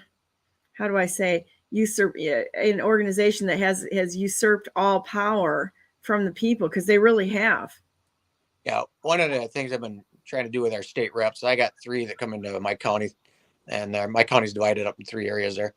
And I've been asking them about, maybe getting some legislation where the judicial tenure has to have just the general public on it. Same thing with the state bar where it comes to disciplining attorneys. And you have to have some of the general public on it. In other words, so it's not always attorneys looking at it. Sometimes it's people from the outside looking in. That would be an interesting way to do it. I kind of like the original 13th Amendment, which the titles of nobility, that you should not be able to hold an office if you have any title like that, because it's just unchecked power. Yeah, it's fine. Get a chance to talk to Brent Winters on that. He'll kind of fill you in on the titles of nobility also, and what that really means. So I can't head. He can. Okay, well, I'll see if we can get him on here too. That would be great. He's I've seen a little bit of his work, and he's really extraordinary and very knowledgeable. So let's go into the militia a little bit and some of the things that you talked about at our meeting there, and to educate people on the militia of the several states. What does it really look like? What, it's constitutional, and so I mean it's not an illegal thing. So for them to make laws against things that are listed in the Constitution, they're all kind of breaking the law. I wouldn't say per se it's constitutional. It's recognized by the Constitution. Okay. Militia existed for centuries before our Constitution was even thought of. And if you go look back at the, like even all the way back to King Alfred the Great, and look at our setup of government that we got today. Like King Alfred the Great, they had all these shires, what we call counties today. They all had kings. And what happened, the Danes are coming in and they're taking over Great Britain there. Well, the kings all got together and said, hey, we need one commander in chief in charge of our military, and we need to get our military all together to fight off these invaders. So they made King Alfred the Great their commander in chief for their military. Does that commander in chief sound familiar? No. Yeah, our president, our governors, and our sheriffs. And that's where the militia comes in, because that's what they do. They did back then. They called on the militia. Well, Justice Scalia said it real well in one of his last rulings, and I can't remember what case was that. It wasn't. I don't think it was a Heller case, but anyways, it's one of his rulings. Talk about how the militia is a subset of the people. If you read the Second Amendment, it says a well-regulated militia being necessary. Only time in our Constitution says something is necessary. But the word a itself is a word that says it's basically a militia. So they're recognizing a militia that already exists just by that word a well-regulated militia. Well, you take that well-regulated, what does that mean? It's real simple. It means that back in the common law, that meant that you had to be regularly armed, regularly trained, and regularly ready to go. It didn't mean government got to go out and throw all these regulations on it, and you can't have this gun in your house, or you can't have this arms in your house. So it was all about being ready and trained and being experts in everything. You go look back at the kings.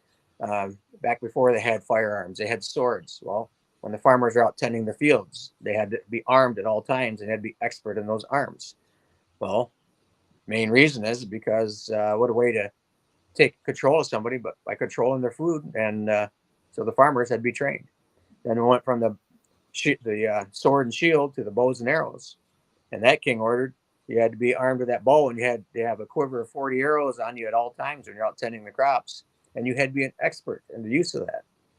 And it goes on and on until we got the firearms. And then what it was the fourth clause in our Constitution on militias.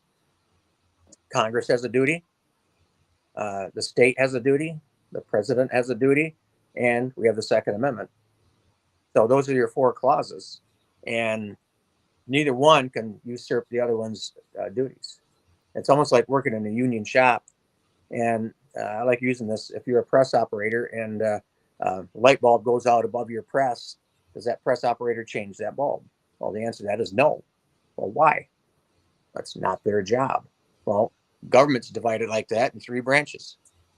So even with the four clauses of the militia, it's divided on up. You're not supposed to be getting involved in the other one's job.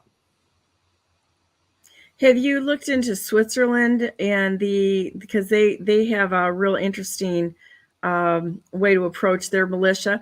Not only do they require everyone to have that training, this is the background of it, but if you don't, you have to maintain records of your training, and if you don't, they tax you. Yeah. So they're interesting.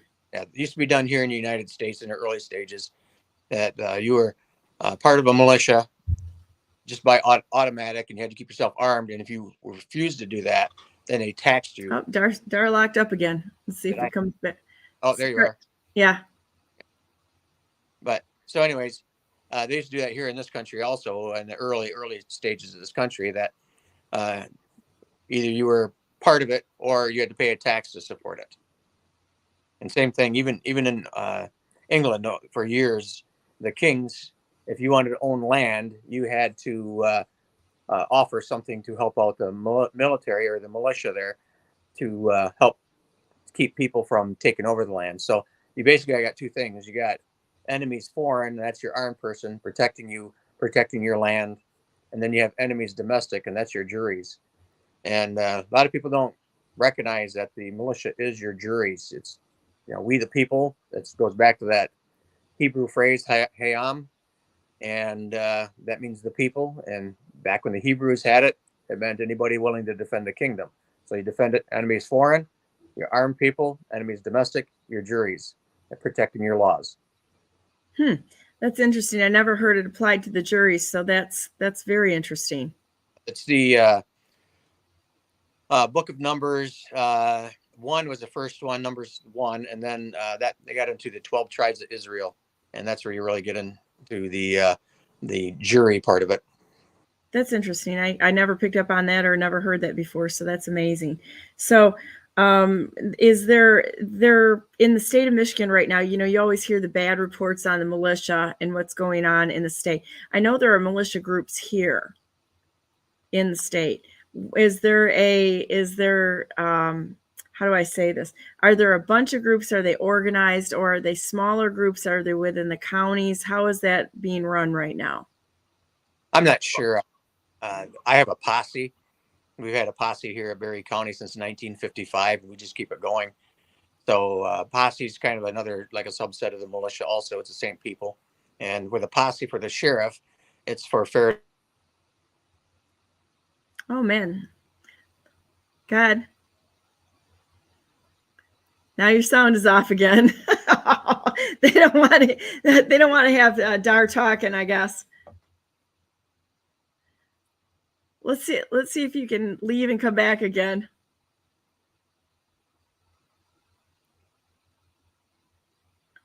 I had a few people that are listening on say that they've had trouble staying on this morning too. So all I can say is we're probably being interfered with. So can you leave and come back? Let's try that again. So clearly somebody doesn't want to have Dar talking. I want to see if I can find that sheriff, and it was a very interesting video that he put out talking about the risks of not being, if something happens, it's when it's going to happen. Well, let me see if I can find it. Sometimes it's a little hard for me to find things when I'm online. Oh, there it is. Okay. Okay, there you go. Oh, yeah. Can you hear me okay? Yeah. All right. Where were we at? The posse. Oh, yeah. The posse, again, is a subset of the people. And in Michigan, we have a citizens arrest law. And you can arrest on any felony that was committed in your presence or a felony that was not committed in your presence. The difference is when you make that arrest, you shall immediately take them to the nearest law enforcement. And then that law enforcement officer has to take them immediately in front of a magistrate. And the law is really, I don't want to call it vague. It's pretty broad. And it doesn't specify a violent felony or anything like that, just as a felony. And like we had a guy who firebombed a car over here in Hastings, one of the police cars, and the assistant chief was chasing the guy, and some people surrounded him and took him down for the chief. Well, that's kind of that posse or the militia type mentality. Look at Flight 93. Flight 93, when they got in the back of the jet there, knowing that they're going to crash the jet into some big important building, and they formed a militia or a posse to go on in there and stop that threat. So it's a subset of the people. It's something that government can't have. It was never theirs to take. That's interesting. I think there's so much threat out there to actually do something like that of retribution that a lot of people probably aren't comfortable with that. But I don't know. If we had better people in office, maybe they would uphold the right to do that a little bit better rather than turn it around on people. Because that's what I see. Yeah, then you look at the past too, the committees of safety and stuff like that had, and that they're basically preparing for a battle, basically. And I'm seeing those starting to pop up again.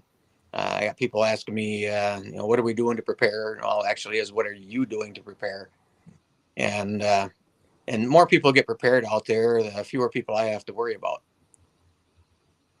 What would you like to see people do on an individual basis? Make sure first of all, start out with getting a good food and water supply. And I don't have a good answer on how long, because some of the stuff that I was trained in, like back in '93, supposedly Russia and China got together and had this pact to take over the United States, and Mississippi East was going to go to China, Mississippi West was going to go to Russia. And how are they going to do that? Well, part of it was because they're going to try and stir things up over here, get us in a civil war, knock our population down quite a bit with us fighting amongst each other. Then they're going to swoop on in. And that was one of the things, that theories, I should say, that was out there. So how are you going to prepare for something like that? What are good communications? And you think about it, it's about any organization. What's number one? Communication. Yeah. That's why military chain of command. That's why law enforcement has a chain of command. It's a chain of communication too. But yeah, what are you going to do to prepare on stuff like that? How are we going to do a long-term food supply? What if they do shut down the fertilizers? Are you going to be willing to get out and help the farmers in the fields? Are you going So this is interesting, because you're not talking about just grab your torches and pitchforks. It's actually organizing to take care of the area, which I think that needs to be clearly laid out, because I believe that the perception is that the military or the militia is out there, crazy people with guns that are out there just ready to shoot all oncomers. But there's so much more to that. Oh, military recruitment's at an all-time low. Law enforcement recruitment's at an all-time low. So what do? Well, you're on your own, and you read I can't remember the Heller McDonald case, where I think it was the Heller case in D.C., because the guy sued the D.C. police for failure to protect. Well, the ruling it's not law enforcement's job to protect you. Law enforcement's job is law enforcement. So people got all upset over that, but I'm going, wait a minute here. That makes sense. So whose job is to protect you? It's you. Yeah, you have a duty to protect you and your family. Your property. And your property. Read some of Justice Story's treatises. And that guy, again, was a common law genius. What was his name? Justice Story. Justice Story. Yeah, he was one of the first justices, one of the youngest Supreme Court justices we've ever had in this country. Well, that's interesting. I'm going to bring this video up here, because I think this is timely in with what we're dealing with. Let me see if I can bring it up. Of course, we're going to have to go through some sort of an ad, because they always do that. I was watching a Dan Bongino video, and I started laughing because he said it so perfectly. Okay, we're gonna. Yeah, cutesy time is over. And I'm sitting there going, yeah, he's right. It's time for us to step up. All right. Yeah, I think so too. People need to run for office, and I think it's a good idea to know your neighbors and be able to have an organization a little bit just in your neighborhood or your communities, so that it's when things go south, because I believe they're going to. But let's play this a little bit, because this is Sheriff Rick Jones.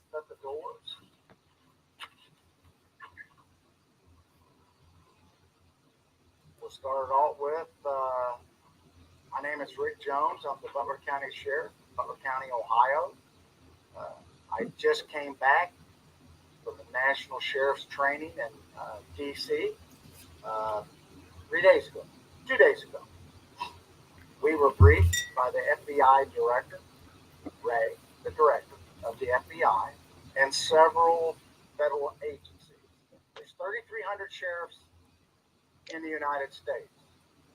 The President of the United States refuses to meet with the sheriffs of the 3,300. We have a hierarchy. We have a president. We have a vice president. The President of the United States refuses to meet with the sheriffs. He also refuses to meet with the police chiefs of the United States. They have a hierarchy also. He refuses to meet with them to talk about border issues or talk about crime that's going on because of the border issue. We were also told by Mr. Ray, the FBI director, that there are more red flags going off now than before 9/11. Okay? When I say red flags, meaning people that are here in this country that are wanting to do harm to us. We were also explained we're bombing 2 countries right now. 2 countries. These people do not like us before this started. There's thousands of people here from other countries, 160 different countries. They're here not to be our friends. Some of them are coming because they're wanting to come here to the best country in the world, the way we see it. Some are coming here to do harm to us. And we were told by the FBI director, it's not a matter of if, it's a matter of when. We were also told 5 sheriffs went to Israel 5 weeks after the attack. The only thing that saved the Israelis, the government, was the local police. They were outgunned, outmanned. They came over. The Palestinians did. They came over. They killed, raped. The sheriffs were there. They talked to the police. The local police are what saved that country. You can't just call, even in Israel, you can't just call the military up and they're going to be there, okay? They went house to house, raping, killing. The Israeli police, when our guys got there, the sheriffs, said they just don't hate us. They hate you guys equally. And the same people that trained them are the same people that train people to hate us. The FBI director said when 9/11 hit, there's more red flags now than then. So, and he said, these are people that want to kill us and do harm to us. Now, so you're wondering, I want everybody to know what I know. I can't tell you everything, but I want the public to know that we are in a terrible way right now.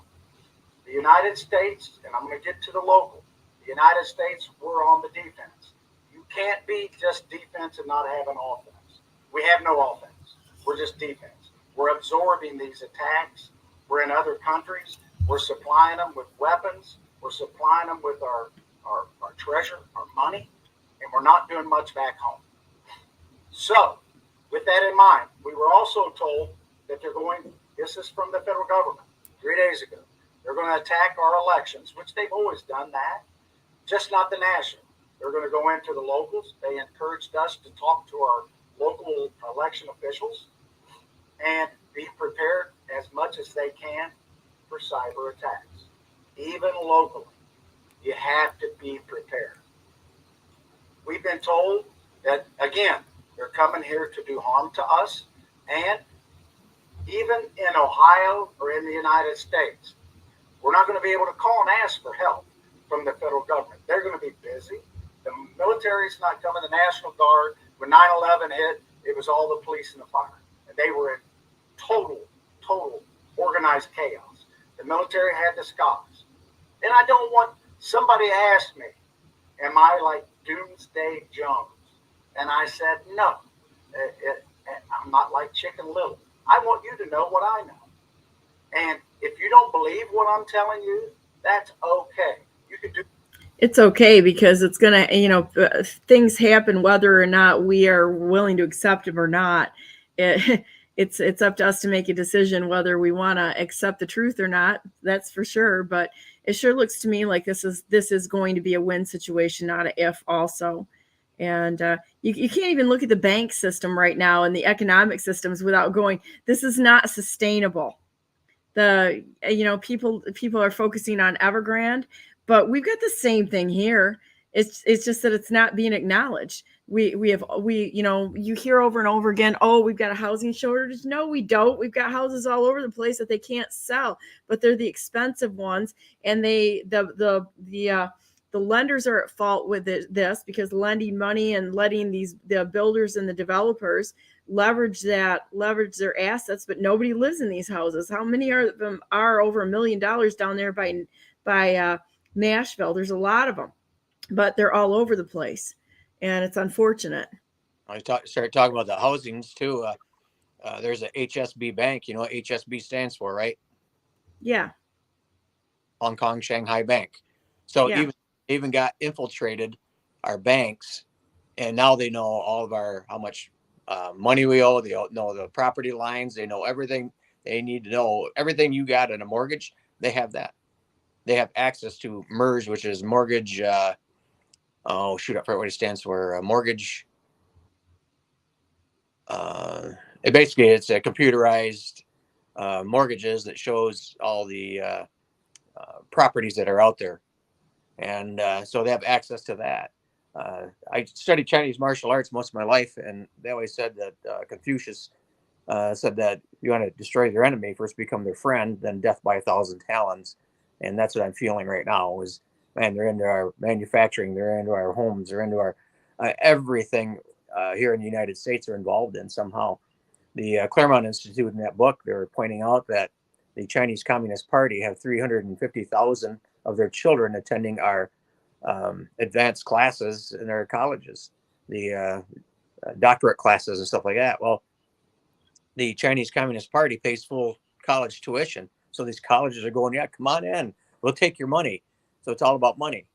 And then they were giving billions of dollars to colleges. Well, anytime you give money, there's usually you want something in return. You're not doing it just because you're a great guy or something like that. So that's one of the threats they were talking about with these colleges. So now let's move on. Do you remember when they gave the Obama phones out? Everybody should be able to have a phone and all this. Well, were those phones or were those a signaling device for going out and doxing people? Or are they signaling device to go out and burn down a town?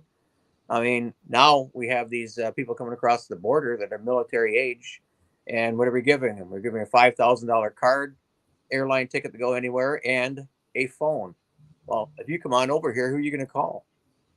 So what is that phone really used for? So I'm really cautious about that. I'd like more and more people to look into that. I'd like to get my hands on one and do a forensic on it and see what's That on would be really interesting. and who's supplying the phones, what company, what software do they have in them, all of that stuff. And it's just really, really awkward feeling out there right now. What's going on? Well, it feels like a coordinated effort to, be able to call, like you said, call a whole military, a disguised military into action to hurt the United States. Yeah, we got docs here in our county here, and went on about 3 weeks. And the question I had was, well, who contacted these people and had them do this? I mean, it was like what were they doing? 3 calls a minute, death threats. If you were a woman that answered the phone, the dirty, nasty sexual stuff they were going to do to her. Was that in the sheriff's office or what was it? Basically, well, it was supposed to be here, but then they got into our dispatch. Basically, anything had Berry County. And then I'll bet you Berry County, Missouri probably got a bunch of these calls also. Wow, I didn't know about that. So are they using those cell phones to activate stuff like that? Did you see the map where they're tracking them through cell phones up into the United States? No, I haven't seen that. Now, let me see if I can find it for you because I've had it on my Telegram channel, and which is at Brandenburg number 4MI. Yeah, let's see if I can find it here. It's always difficult for me to find when I'm on the computer because it doesn't. Actually, my phone works better when I'm on doing a broadcast. It's a little more difficult for me to actually find what I'm looking for. Believe that or not. Let me hit one more thing on militia here while you're doing that. Yeah. Militias, it started out with a tithing, which was 10 groups of 10 families, and we call them townships now. Then they had the 10 tithing, which was the 100 families within that what we call a township. But back then it was called a tithing. And so anyways, the townships are really ones supposed to be, how do you say, starting up their militias. And there's one township in Muskegon County that did that. They started their own militia, which is, I was sitting there going, wow, that's actually historically correct. And if you go look at the big picture, you had like King Alfred the Great. All these kings pooled all the resources and made him commander in chief. Every state pools the resources in.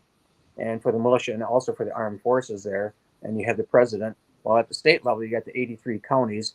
We pool our militias together, and our state constitution says the governor would be the commander in chief of the armed forces. It doesn't specifically say militia. Then you have the sheriff, who with the 16. We got 16 townships. Some counties have more. Well, the townships are the ones supposed to be doing their militias or their posses, basically. And the sheriff is the commander in chief of them when it comes to that. So it's all broke down like that. And I thought it out to the public so it's easier to understand. How do I find the people in Muskegon that started the militia? Do you know them? You could probably find it online. And I've been wanting to reach out to them so they could take the class there. And there's that this book right here, The Militia of the State. And at the bottom it says our Constitution's answer to its enemies. And it's a really, really good book. It's a history lesson, biblical lesson. Okay, so let me bring this up here a minute. Here is the cell phone tracking data of illegal immigration routes across the United States from Heritage's Oversight Project, which I thought that was really interesting to see where they're going. And what's real interesting to me, though, is going over here and look at the Great Lakes. And this is so I think telling, because look at what they're doing. They're getting them into here's an international port, and you have an international waterway. Gone. They're out. And I think that's, to me, when I looked at this too, I thought, what's really amazing about this, knowing that we have good guys that have infiltrated into the bad guy networks and such, I'll bet you that they're also able to track all the people who are interacting with the human trafficking, the drug trafficking and such onto this. I can send that to you if you'd like. If you would, I'd appreciate that, because that's interesting to me, because you look at it, it's a lot of the big cities. Like it is. Right? And what's going on in some area. Look at it. It's almost like it's going right, though. The majority of it is, we've got an east-west route, but look at the majority of it is going right straight to Michigan. Yeah. Just as a quick visual look. Why? Because we've got water. And I honestly have believed this for a long, long time, that the reason why Michigan is so key here is because they can go right through here. They can do whatever they need to do here, and they take them right out through Detroit to that international port. Yeah. Also, Michigan is the largest freshwater supply in the world. Yep.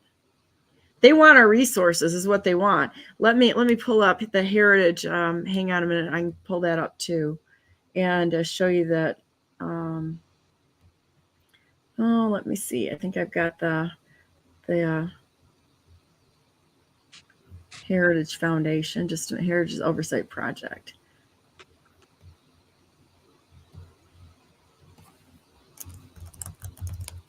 Oh, by the way, there's militia and a terror organization. What? There's a what? There's a difference between a militia and a terrorist organization. So, okay. When you start hearing all these, they want to go out and kidnap this person and that person. Well, that's what terrorists, folks.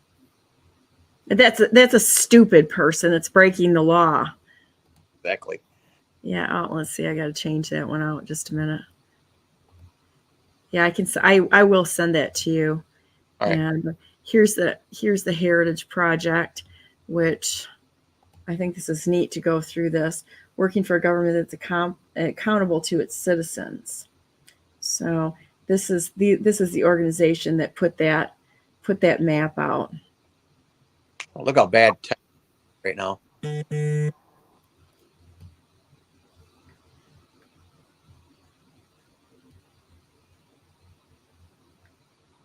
I think this is really interesting.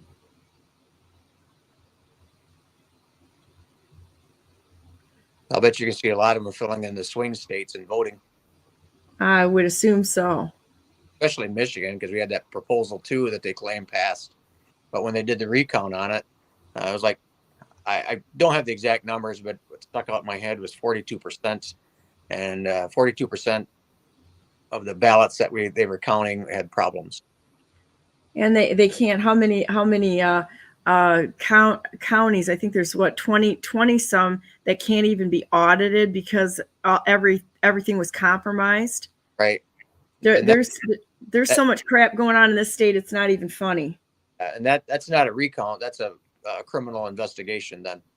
Why isn't that why isn't that happening that we know of at any rate? Got to hand it to the people who are pushing this. They certainly got their chess pieces in place first, which I'm referring to the who's in charge of their police agencies, who's in charge of their prosecuting, and their judges. Let's see if I can find the map. There's a map in here somewhere. So let's see if we can get to that.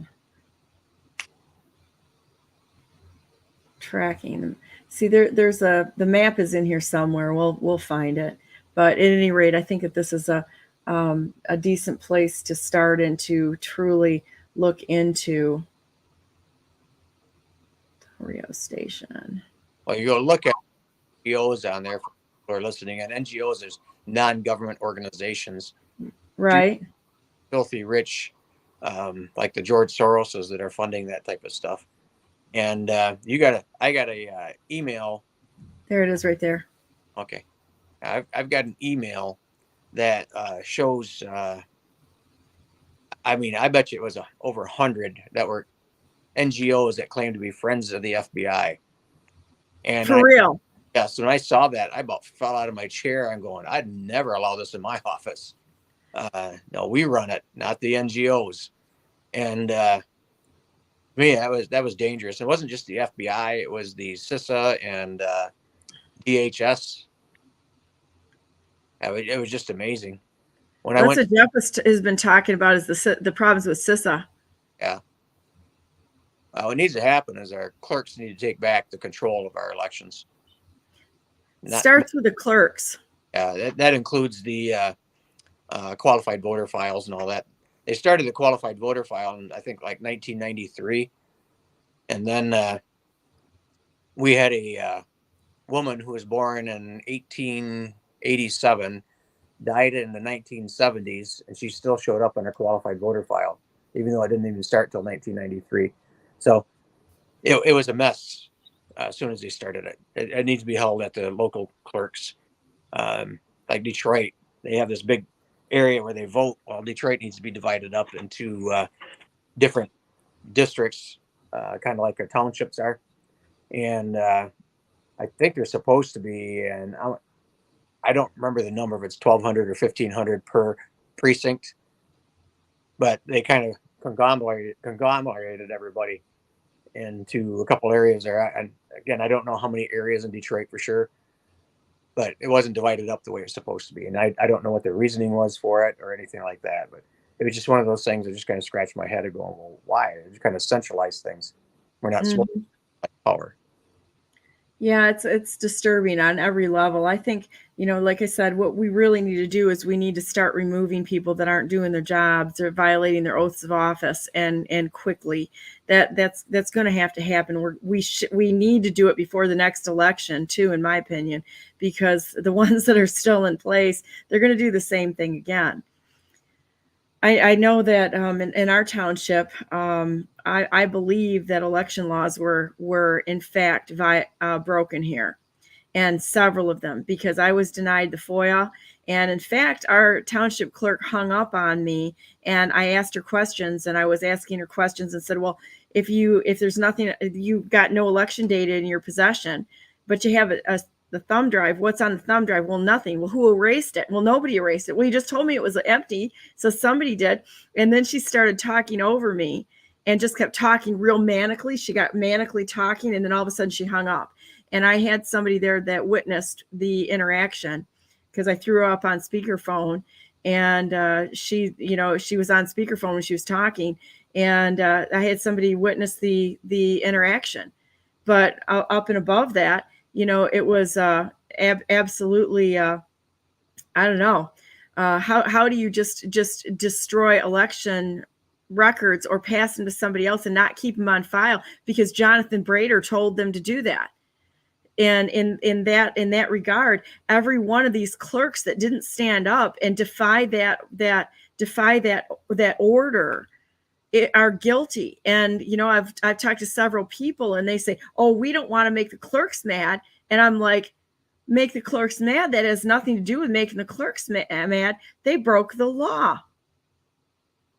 So why are we not going after every single clerk in the state if they didn't defy the order? Because it was an unlawful order that they listened to.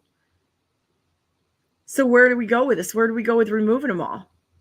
Well, again, it's the defending the clerks a little bit here. When we started doing our investigation, Secretary of State's office was sending them they weren't threatening letters, but they're saying, hey, if you go out and allow this, you could be charged with felonies. In other words, yeah. Said, if you don't do it, if you don't pay up, we're going to bust your kneecaps. Yeah, it's coercion. They were being coerced. There's no two ways about it. But still, even if you're being coerced, you still have to stand for what's right. Should read some of these emails when we were doing FOIAs, because trying to protect our clerks here. They were going to assign somebody basically to put up a wall for us. And then if you read the act, I think it's 1953 Voting Act, or maybe 57, something like that. If you read the FOIA part of it, it's very specific of what you can't have. And nobody, I have yet to see anything come across my desk where it said there was an amendment to the act with the FOIA. And there's laws out there protecting like software, but not in this particular act. It's supposed to be an open open voting. It's supposed to be this transparency in this voting. And how could you call transparency when you're hiding all the software that does accounting? Well, I sure hope that there's enough clerks out there that are actually cooperating and with the good guys that are out there to out some of this nonsense that's going on. I have to believe that there are some really good people that are out there potentially cooperating with some good people that are going to bust this thing wide open at some point in time. I'm really quite hopeful that that's going on. I hope so at any rate. There's a few questions here. Slotkins is direct my district, and she knew about the election and sent the info to the Board of Elections and not to the AG, and she found out and did nothing. Slotkin needs to be recalled. CIA, feds, and NIH run Lansing minimally, but they pretty much run everything else too right now. We've got all of these NGOs and these unconstitutional offices, which if you look at one of the laws on the books, Norton versus Shelby County, they don't exist. They truly have usurped authority of the people and become weaponized by a very corrupt government. Well, I thank you so much for coming on today. I really do. I always love talking to you, and I always learn so much. It's amazing. And just want to thank you. When we put together this class with Brent, I think it would be wonderful if we could schedule a time for you to answer some questions to further educate everyone, because that's the key right there, is that as Americans, I think we need to be educated, and I mean well educated, not just a cursory look on YouTube or YouTube or something like that, but actually know what's going on, and that really takes some commitment and time, but love to have you be part of it. Good news for you. Okay. I've been in field pistol classes, the legal portion, since 2000 when it first started. Here we are 24 years later. But when I first started, I'd ask the class, how many of you read the Constitution? And I'd be lucky if I get one hand showing up. We had a class of 40 last Saturday, and I asked how many of you guys read the Constitution. I would say over 3/4 of the class's hands went up. So, what was the class on Saturday? CPL class, concealed pistol. Oh, the CPL. I didn't hear that part. You cut out for a second. All right. And like I said, in 2000, I would be lucky to get one. Now it's 3/4. So more and more people are starting to learn this Constitution. And I get frustrated when I hear our governor say, oh, it's a system. Yep. And there goes Dar again. Let's see if he comes back on. Don't want to hear it. I guess they don't want to hear what Dar has to say, do they? give it a second, see if it catches back up. If you think there's no censorship out there, my friends, there's a lot of censorship out there. And I see this when things they're not happy with things getting out there. They will block a feed. They will do all sorts of things, but that's okay. I'm still going to be here. My question, one of the questions I asked all the sheriffs was, why didn't you arrest Gretchen Whitmer during the unconstitutional shutdowns and lockdowns and mask mandates and that sort of thing? And you know what most of them said? Who's going to prosecute it? Well, that doesn't mean that you stop. At any rate, you still have to do your job. So come on back, Dara. Let's get those squirrels working. I'm gonna assume that he's not going to be able to get back on here again because something is interfering with his feed. But we'll bring him back on again and go through this again. So at this point in time, let's say our prayer and go into our day, because there's a lot of people that are fighting for this nation, and we're not going to stop either. So have a little faith about this today, because I do believe that there's some really good guys playing bad guys. There's bad guys playing good guys, but there's also good guys playing bad guys, and we're not gonna stop on this. We're gonna continue to go on. So, dear Heavenly Father, thank you so much for the wonderful opportunities that you've given us, for the ability to speak our mind and to continue to move forward with this nation. I'm going to see if Dar's coming back on right now, but we'll see if he comes back on. I'm going to sneak a peek once in a while. So thank you so much for giving us this day. And I ask that you would encourage every single person out there, that they would know that you are truly in charge and it's your plan. This is your nation, your world. And you know what? We want to honor you this day with telling you, you are our King, our Lord, and our Savior. We are willing to do whatever it is that you ask us to do. We're willing to step forward when nobody else does. I ask that you would put it in people's hearts to step forward and take a position, to run for something, to reach out to the Taxpayers Party, because we're looking for people, and or to do whatever it is that you put in their heart to do, to serve this nation, to serve you, to work for your kingdom first and foremost. And what does it mean to be a servant? Please teach us what it really means to be a servant for you, your representative here, and watching what we say, our actions, our words, and our deeds. We ask that you would show us the path that's in front of us and help us to keep always our eyes on you, so that we don't get dragged down by this world and the things that we see that sometimes are a little bit depressing.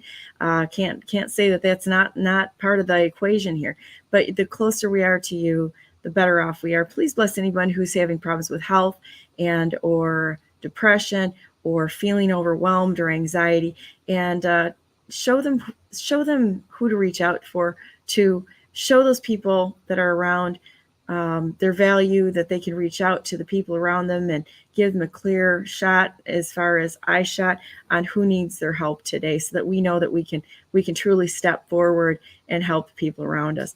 Thank you so much for this day. You've been a great friend to us, and we ask that you be a great friend. That you've been a great friend to us. We ask that you help us to learn how to be a good friend to you, a great friend to you also. We want to be your friend, and we love you. In Jesus' name we pray, amen. So with that said, we're going to end it for today. I'm not going to be on tomorrow. I got called away. I have a business meeting tomorrow. So I'll be on Wednesday, and then I'll be gone again Thursday and Friday from the broadcast, because I am going to be taking another trip. And then I'll be back on the following week. So I just want to let everybody know that you're loved. We care about you. Please go to brandenburgforgovernor.com, because I am still not conceding the 2022 election. It was rigged. It was fraudulent. So was the 2020. And I don't think we can go forward until we right the crimes that were committed.